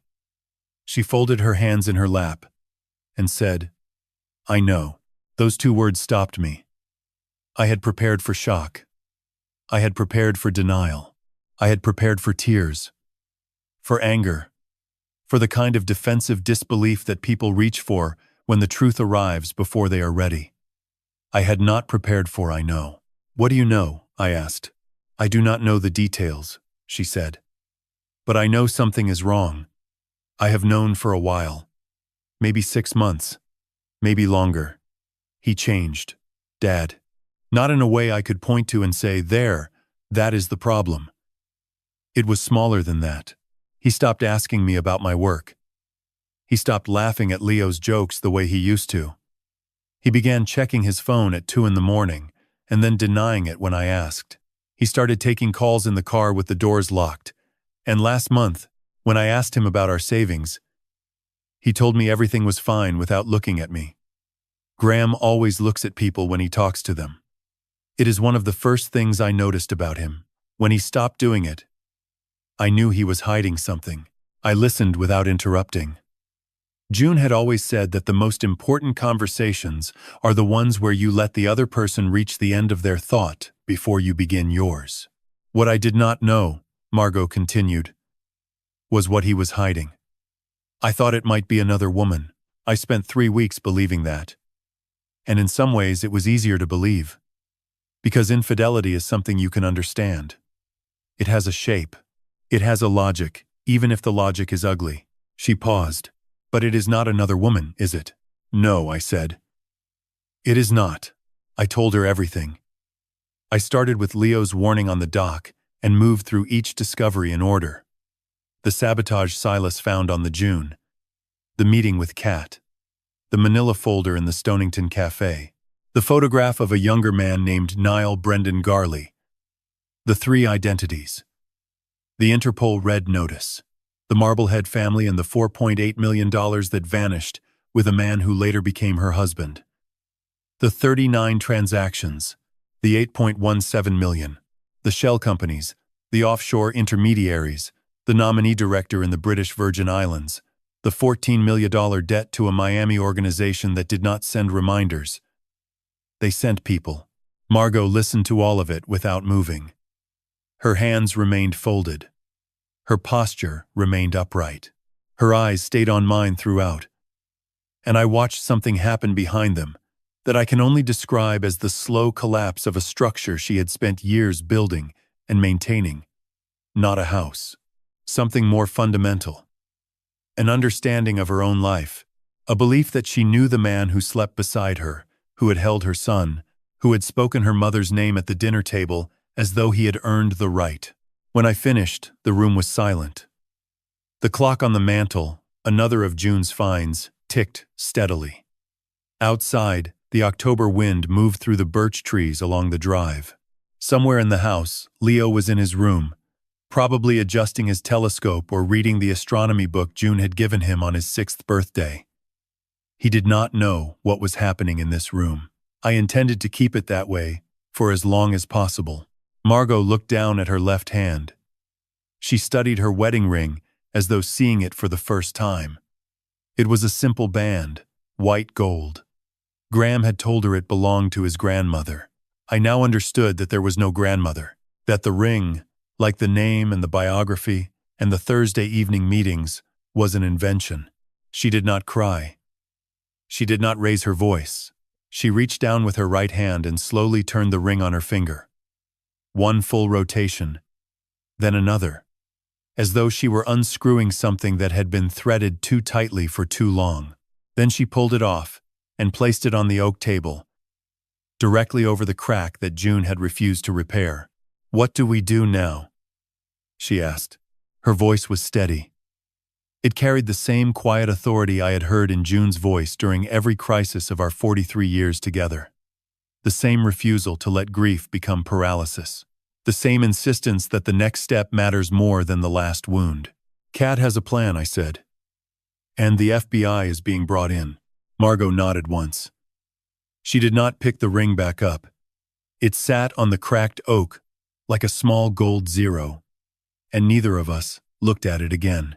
"I will need to tell Leo something," she said. "Not everything. But something. He is too smart to accept silence. I know, I said. We will figure that out together. She stood up, crossed the room, and put her arms around me. I held my daughter the way I had held her when she was 5 years old and afraid of thunderstorms. Except now the storm was inside the house, and the thunder had a name. We stood there for a long time. The clock ticked. The wind moved through the birches, and on the table behind us, the ring caught the last light of the October evening and held it for a moment before the room went dark. Graham returned at 8:47. I heard his car pull into the gravel drive, the engine cutting off, the door closing, with the careful precision of a man who never slammed anything. He entered through the side door, hung his coat on the third hook from the left, the same hook he had used every day for 9 years, and walked into the kitchen as though the world had not shifted beneath him while he was gone. Traffic on 95 was brutal, he said. He smiled at Margot. He touched Leo's head as the boy passed through the hallway carrying a book. He opened the refrigerator and took out a bottle of sparkling water, the Italian brand he preferred. The one June had started buying because she liked the glass bottle, and Graham had continued ordering after she died. I watched all of this from the doorway of the study. I watched the way his hand rested on the counter. I watched the way he unscrewed the cap, poured the water into a glass, and drank half of it before setting it down. Every movement was practiced. Fluid. The performance of a man who had learned long ago that normalcy is not something you feel, but something you construct. Gesture by gesture. Room by room. Year by year. Mrs. Purcell had prepared roasted chicken with rosemary potatoes and a green salad. It was one of her standard Thursday meals, and the smell of it had filled the house since late afternoon. We sat at the dining table at 9:07. Art at the head, Graham to my left, Margot to my right, Leo beside his mother, his feet not quite reaching the floor, his napkin tucked into the collar of his sweater, the way June had taught him. The silver was June's, the candlesticks were June's. The tablecloth, ivory linen with a faint blue border, was one she had found in a shop in Provincetown during a trip we took in 1998. Every object on that table carried a memory that belonged to this family, and the man sitting to my left had tried to steal the fortune that protected all of it. Graham carved the chicken. He did it well. He always did it well. He held the knife at the correct angle and separated the joints with a confidence that suggested he had done this many times before, in other houses, at other tables, with other families whose trust he was in the process of dismantling. The broker in New London thinks there may be a secondary market for the Compass Rose set, Graham said, placing sliced breast meat onto Margot's plate. A private collector in Geneva has expressed interest through an intermediary. Could push the total valuation above 45 million. I nodded. That is worth exploring. I will draft a preliminary assessment over the weekend, he said. There would be no weekend. Not for him. Not in this house. But I cut my chicken and chewed it slowly and said, "Good." Margot ate in silence. She had not spoken to Graham since he returned, but her silence was indistinguishable from the quiet composure she often carried on weekday evenings when she was tired from work. If Graham noticed anything, he did not show it. He spoke about the Geneva collector, about a maritime insurance adjustment he wanted to review, about a storm system moving up the coast that might delay boat traffic through the weekend. Leo ate his potatoes one at a time, spearing each one with his fork and examining it before placing it in his mouth. At one point, he looked at me across the table and held my gaze for 3 full seconds. In those seconds, I saw something no 7-year-old should have to carry. An awareness that the man carving the chicken was not who he claimed to be. A patience that came not from innocence but from the deliberate suppression of knowledge. My grandson was performing the same act I was performing, and he was doing it better than any of us. After dinner, Graham excused himself to his study. He said he wanted to review the New London notes while they were fresh. He carried his glass of water and his phone and closed the door behind him. I heard the lock turn. He had never locked the study door before, or perhaps he had. and I had simply never noticed, because I had never had reason to listen for it. At 10:15, Margot put Leo to bed. I heard her reading to him. She was reading Treasure Island. They were on the chapter where Jim Hawkins first suspects Long John Silver, and I thought about how stories have a way of running parallel to life if you are paying enough attention. At 10:40, I stepped onto the back porch with my phone. The October air was sharp and carried the salt smell of the Sound. The stars were visible for the first time in 3 days, and I thought of Leo's telescope pointed at Orion and the 4 photographs that had started everything. I called Kat. "He is home," I said. He locked his study door. "That means he is making calls," Kat said. "Probably to the intermediary. Probably about the money he still needs." "When?" "Tomorrow morning. 5:30. I have confirmation from the Hartford field office. 2 agents and a federal warrant. They will also execute a simultaneous action in Georgetown through Interpol coordination. The Cayman account will be frozen before he wakes up. And Margot? Keep her in the upstairs bedroom with Leo. Do not let either of them come downstairs until the agents have him in custody." "Understood." There was a pause on the line. Then Kat said, "Art, after tomorrow, nothing in this house will be the same. You know that." "Nothing in this house has been the same since Leo ran down that dock," I said. "Get some rest." "I will try." I ended the call and stood on the porch for another 10 minutes. The tide was going out. I could hear it pulling through the rocks below the seawall, that slow, rhythmic withdrawal that had been the soundtrack of every evening I had spent in this house for 31 years. June used to say the tide was the earth breathing. Out and in. Out and in. Never stopping. Never rushing. I went inside, locked the back door, and climbed the stairs. As I passed Leo's room, the door was open a few inches. I looked in. He was asleep, the book on his chest. One hand curled around the small wooden boat I had carved for him last Christmas. The boat was called the Leo. He had named it himself. I pulled his blanket up to his chin and whispered, "One more night, Captain." Then I walked to my room and sat on the edge of the bed in the dark, waiting for 5:30 to arrive. I did not sleep. I sat on the edge of the bed with my hands on my knees and watched the darkness outside the window change by degrees. At 3:15, the sky was black and featureless. At 4, it had shifted to a deep charcoal. By 4:45, the first suggestion of gray appeared along the eastern horizon, a thin line separating the water from the sky like a pencil mark drawn on dark paper.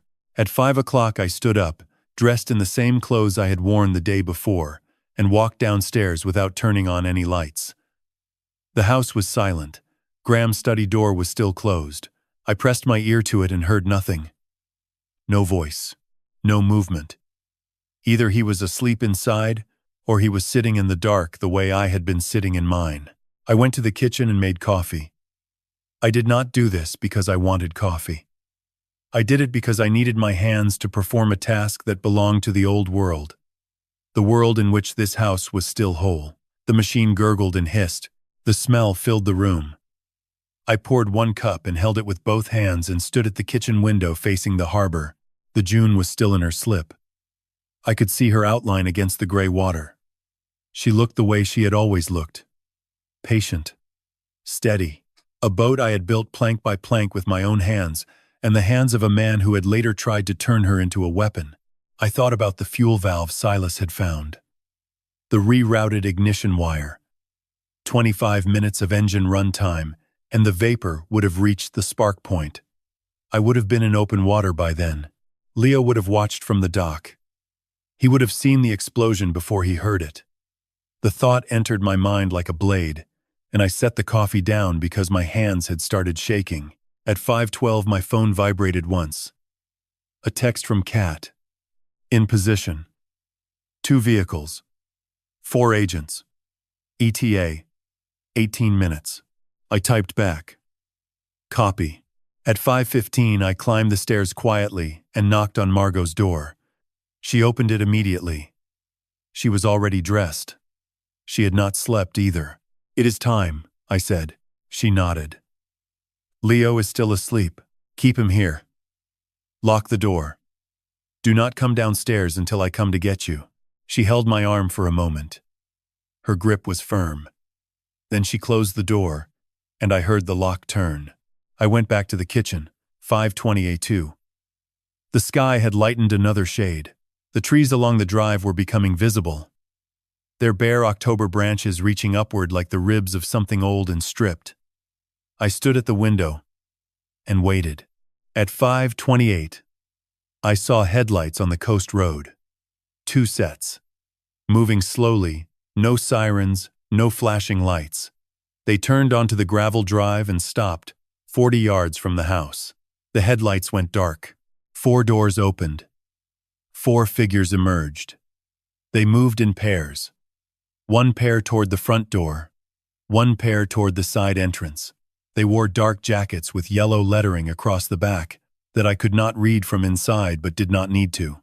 I walked to the front door and opened it before they knocked. The lead agent was a woman, mid-40s, short brown hair. She held a folded document in her left hand and a badge in her right. Mr. Calloway? Yes, I am Special Agent Diana Herrera, FBI Hartford Field Office.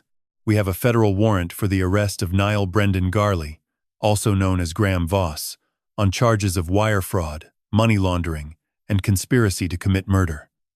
Is he in the residence? He is in the study. Ground floor. 2nd door on the left. The door is locked. She nodded and signaled to the 3 agents behind her. 2 moved past me into the hallway. The 3rd stayed at the front door. Agent Herrera stepped inside and gestured for me to remain in the kitchen. I heard them knock on the study door. A firm, measured knock. Not violent, not theatrical, professional. FBI. Open the door. Silence. 3 seconds. 5 seconds. Then the door opened. I could not see the study from the kitchen, but I heard everything. I heard Graham's voice, calm and measured, say, "Good morning.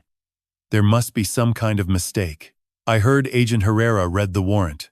I heard her say the name Niall Brendan Garley.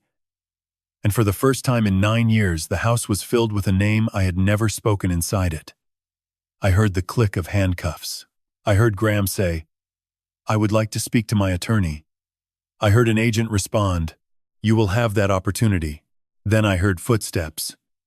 4 sets. Moving through the hallway toward the front door. I stepped to the kitchen doorway and looked. Graham was between 2 agents. His hands were cuffed behind his back. He was wearing the white shirt he had worn to dinner the night before, now wrinkled. His hair was uncombed. His face carried the expression of a man who had prepared for this moment but had believed it would never actually arrive. As they passed the kitchen doorway, he turned his head and looked at me. Our eyes met for perhaps 2 seconds. In those 2 seconds, I searched for something. Regret. Shame. The smallest flicker of acknowledgement that he had sat at my table, eaten my food, spoken my dead wife's name, slept beside my daughter, touched my grandson's head, and tried to kill me. I searched for something human behind the mask. I found nothing. His eyes were steady, clear, and absolutely empty. They walked him out the front door and into the morning light. The sky was pale blue now, the color of sea glass. The agents placed him in the back seat of the first vehicle. The doors closed. The engine started. I stood on the front steps and watched the 2 cars reverse down the gravel drive, turn onto the coast road, and disappear behind the tree line. The same tree line his headlights had disappeared behind the night before, when he drove to New London to manage the accounts he had stolen from my family. The gravel settled. The dust cleared. The harbor was visible again, and the June sat motionless in her slip, untouched, waiting. I went upstairs and knocked on Margot's door. "It is over," I said. She opened the door. Leo was awake now, standing behind her in his rocket officiate pajamas, holding the wooden boat against his chest. "Is the bad man gone, Grandpa?" he asked. "Yes, Captain," I said. The bad man is gone. The trial began on a Monday in January. Hartford Federal Courthouse. Courtroom 4B. I remember the room was colder than I expected, as though the building itself understood the nature of what was being presented inside it, and had adjusted its temperature accordingly. The prosecution was led by a man named Assistant United States Attorney Paul Kessler. He was 51 years old, thin, precise in his language, and carried the demeanor of someone who had spent decades presenting evidence to juries and had learned that the most effective delivery is the quietest one. He did not raise his voice once during the 9 days of trial. He did not need to.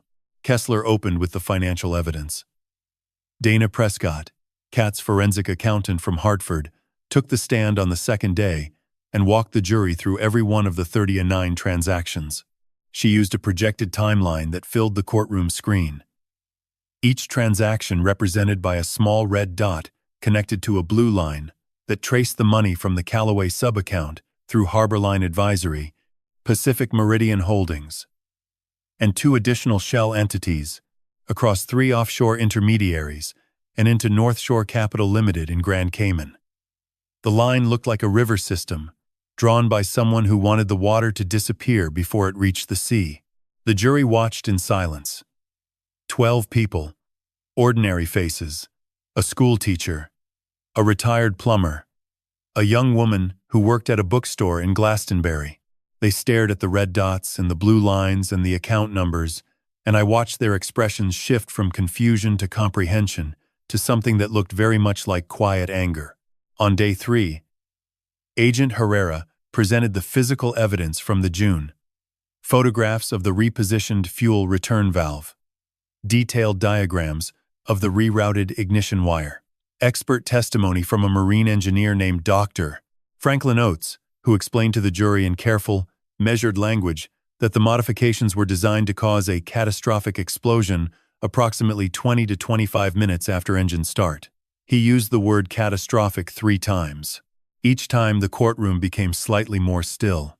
On day 4, the telescope photographs were entered into evidence. Leo's 4 images from the Celestron next star, time-stamped October 14th, 1:47 in the morning. The prosecution's digital forensics expert confirmed the images had not been altered and that the metadata was consistent with the telescope's camera module. In the 3rd photograph, the face of the hooded figure inside the engine compartment was partially visible. The FBI had identified him as Rory Drennan, a Belfast associate of Garley's who had entered the United States on a tourist visa 3 weeks before the sabotage. Drennan had been arrested at a motel in Bridgeport 2 days after Graham's arrest. He did not resist. He did not speak. He sat in the back of the federal vehicle with the same empty expression I had seen on Graham's face the morning they took him from my house. On day 5, Kat Navarro testified. She presented the Interpol file on Niall Brendan Garley, the 3 identities, the Belfast paramilitary financial network, the Marblehead case. She spoke for 2 hours and 40 minutes without consulting a single note. When Kessler asked her how she had first identified Garley, she said, "A 7-year-old boy with a telescope saw what none of us were looking for." The defense attorney was a man from New York named Victor Sandoval. He was experienced, composed, and worked methodically to challenge the chain of evidence. He questioned the reliability of telescope photography at that distance. He questioned whether the fuel valve modification could have been accidental. He suggested that the offshore transactions, while unusual, did not conclusively prove criminal intent. He was professional throughout.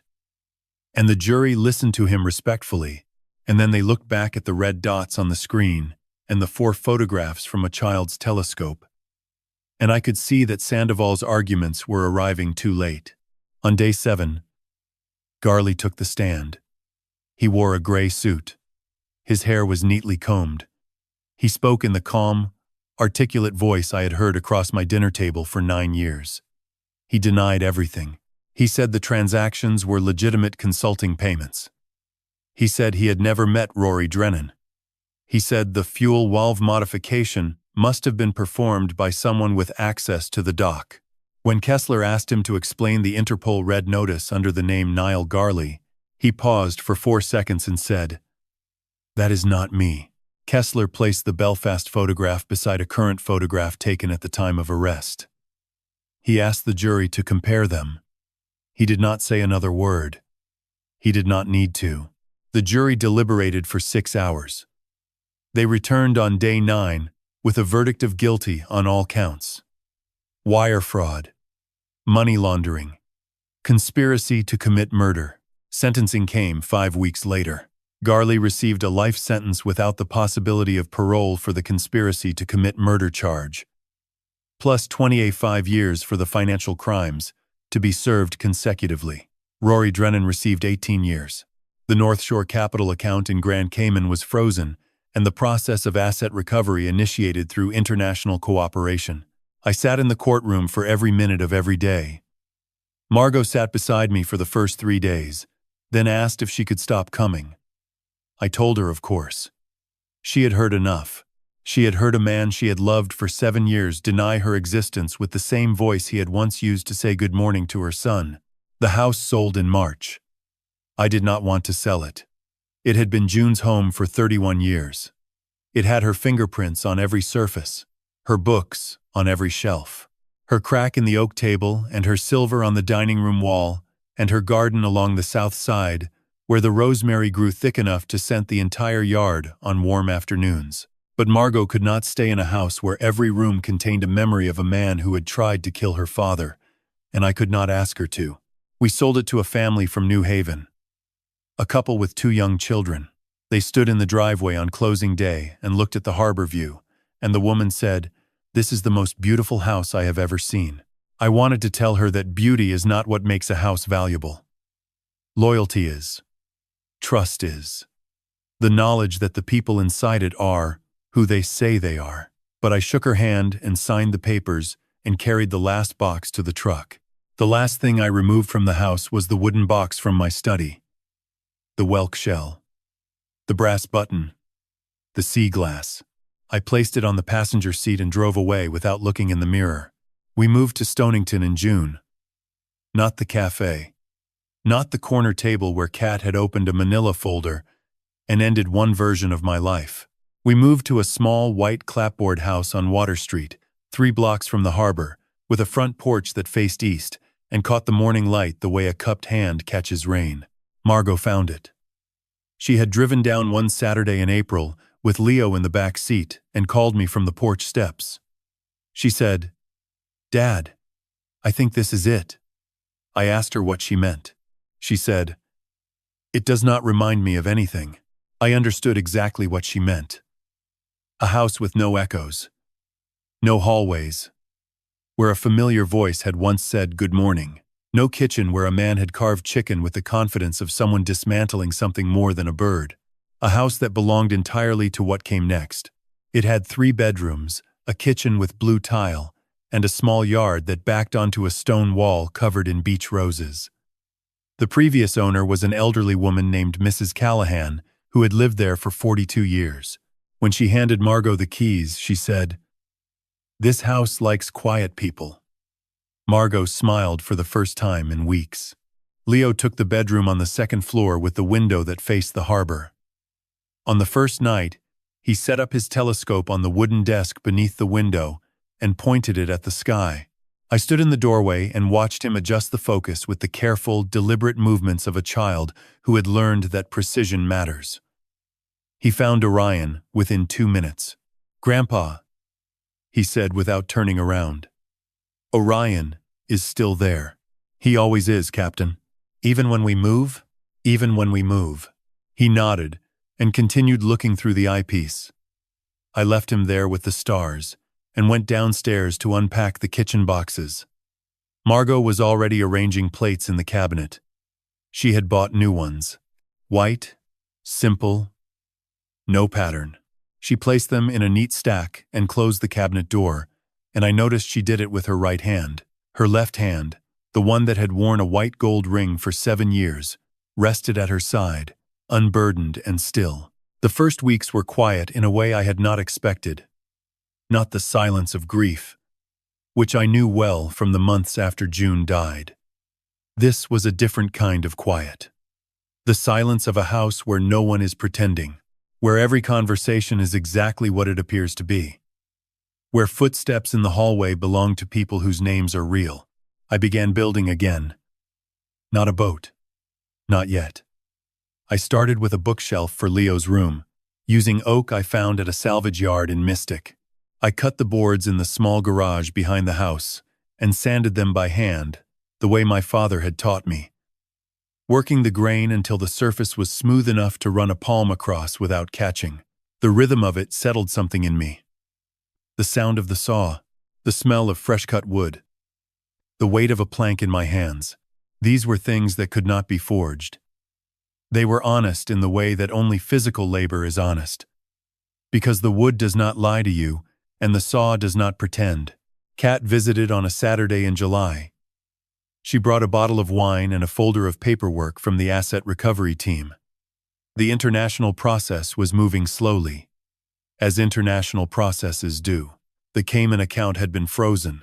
Approximately $4.3 million had been identified and was in the process of being repatriated. The remainder, nearly $4 million, had been moved through secondary channels before the freeze and was still being traced. Kat said it could take years. I told her I was not in a hurry. We sat on the front porch and drank the wine and watched the harbor. She asked me how Margot was doing. I told her Margot had taken on 3 new design clients in Stonington and was working from the dining room table every morning. She asked about Leo. I told her Leo had joined a junior sailing program at the yacht club and had already learned to tie a bowline and a cleat hitch. She smiled at that. Then she said, "He is going to be fine, Art." "I know," I said. He was fine before any of us were. On a warm evening in August, I took Leo to the beach below the seawall. The tide was going out. The rocks were wet and shining, and the air smelled like salt and kelp and the last heat of summer. We walked along the waterline in silence, and Leo picked up stones and examined them and put most of them back and kept a few in his pocket. After 15 minutes, he stopped and crouched down. He reached into a shallow pool between 2 rocks and lifted something out. He held it up to the fading light. It was a piece of sea glass, deep blue, almost indigo, worn smooth by years of tumbling in the current. The exact color of the piece June had found on Nantucket during our honeymoon, the piece that still sat in the wooden box in my bedroom, next to the whelk shell and the brass button. "Grandpa, look," he said. I knelt beside him. He placed the sea glass in my palm. It was cool and impossibly smooth, the kind of smoothness that only comes from patience, from years of being shaped by something larger than yourself. "It looks like Grandma's," he said. "It does. Can I keep it?" "Of course, Captain." He took it back and held it up to the light once more. The last rays of the August sun passed through it and cast a small blue shadow on the wet sand between us. He studied the shadow with the same concentration he gave to his telescope, to his sketches of Orion, to every problem he encountered. Then he placed the sea glass carefully in his shirt pocket and buttoned the pocket closed. "Grandpa," he said. "Yes. Grandma taught me the French words." I looked at him. He was not looking at me. He was looking at the water. "She said that if I ever saw something wrong, I should tell someone I trust. She said the words do not matter, as long as you say them to the right person." I put my hand on his shoulder. The sun was almost gone. The tide was still pulling out, steady and unhurried, the way it had pulled every evening for 1,000 years. The harbor lights were beginning to flicker on along the Stonington waterfront, small points of gold reflected in the dark water. "She was right," I said. Leo nodded. He reached into his pocket, touched the sea glass through the fabric, and said, "I know." We walked back along the waterline toward the house. The porch light was on. Margot was standing at the door, waiting for us. She raised her hand when she saw us coming, and Leo raised his. And for a moment the 3 of us were connected by nothing more than the distance between the water and the door and the light that filled it. That was enough. That was more than enough.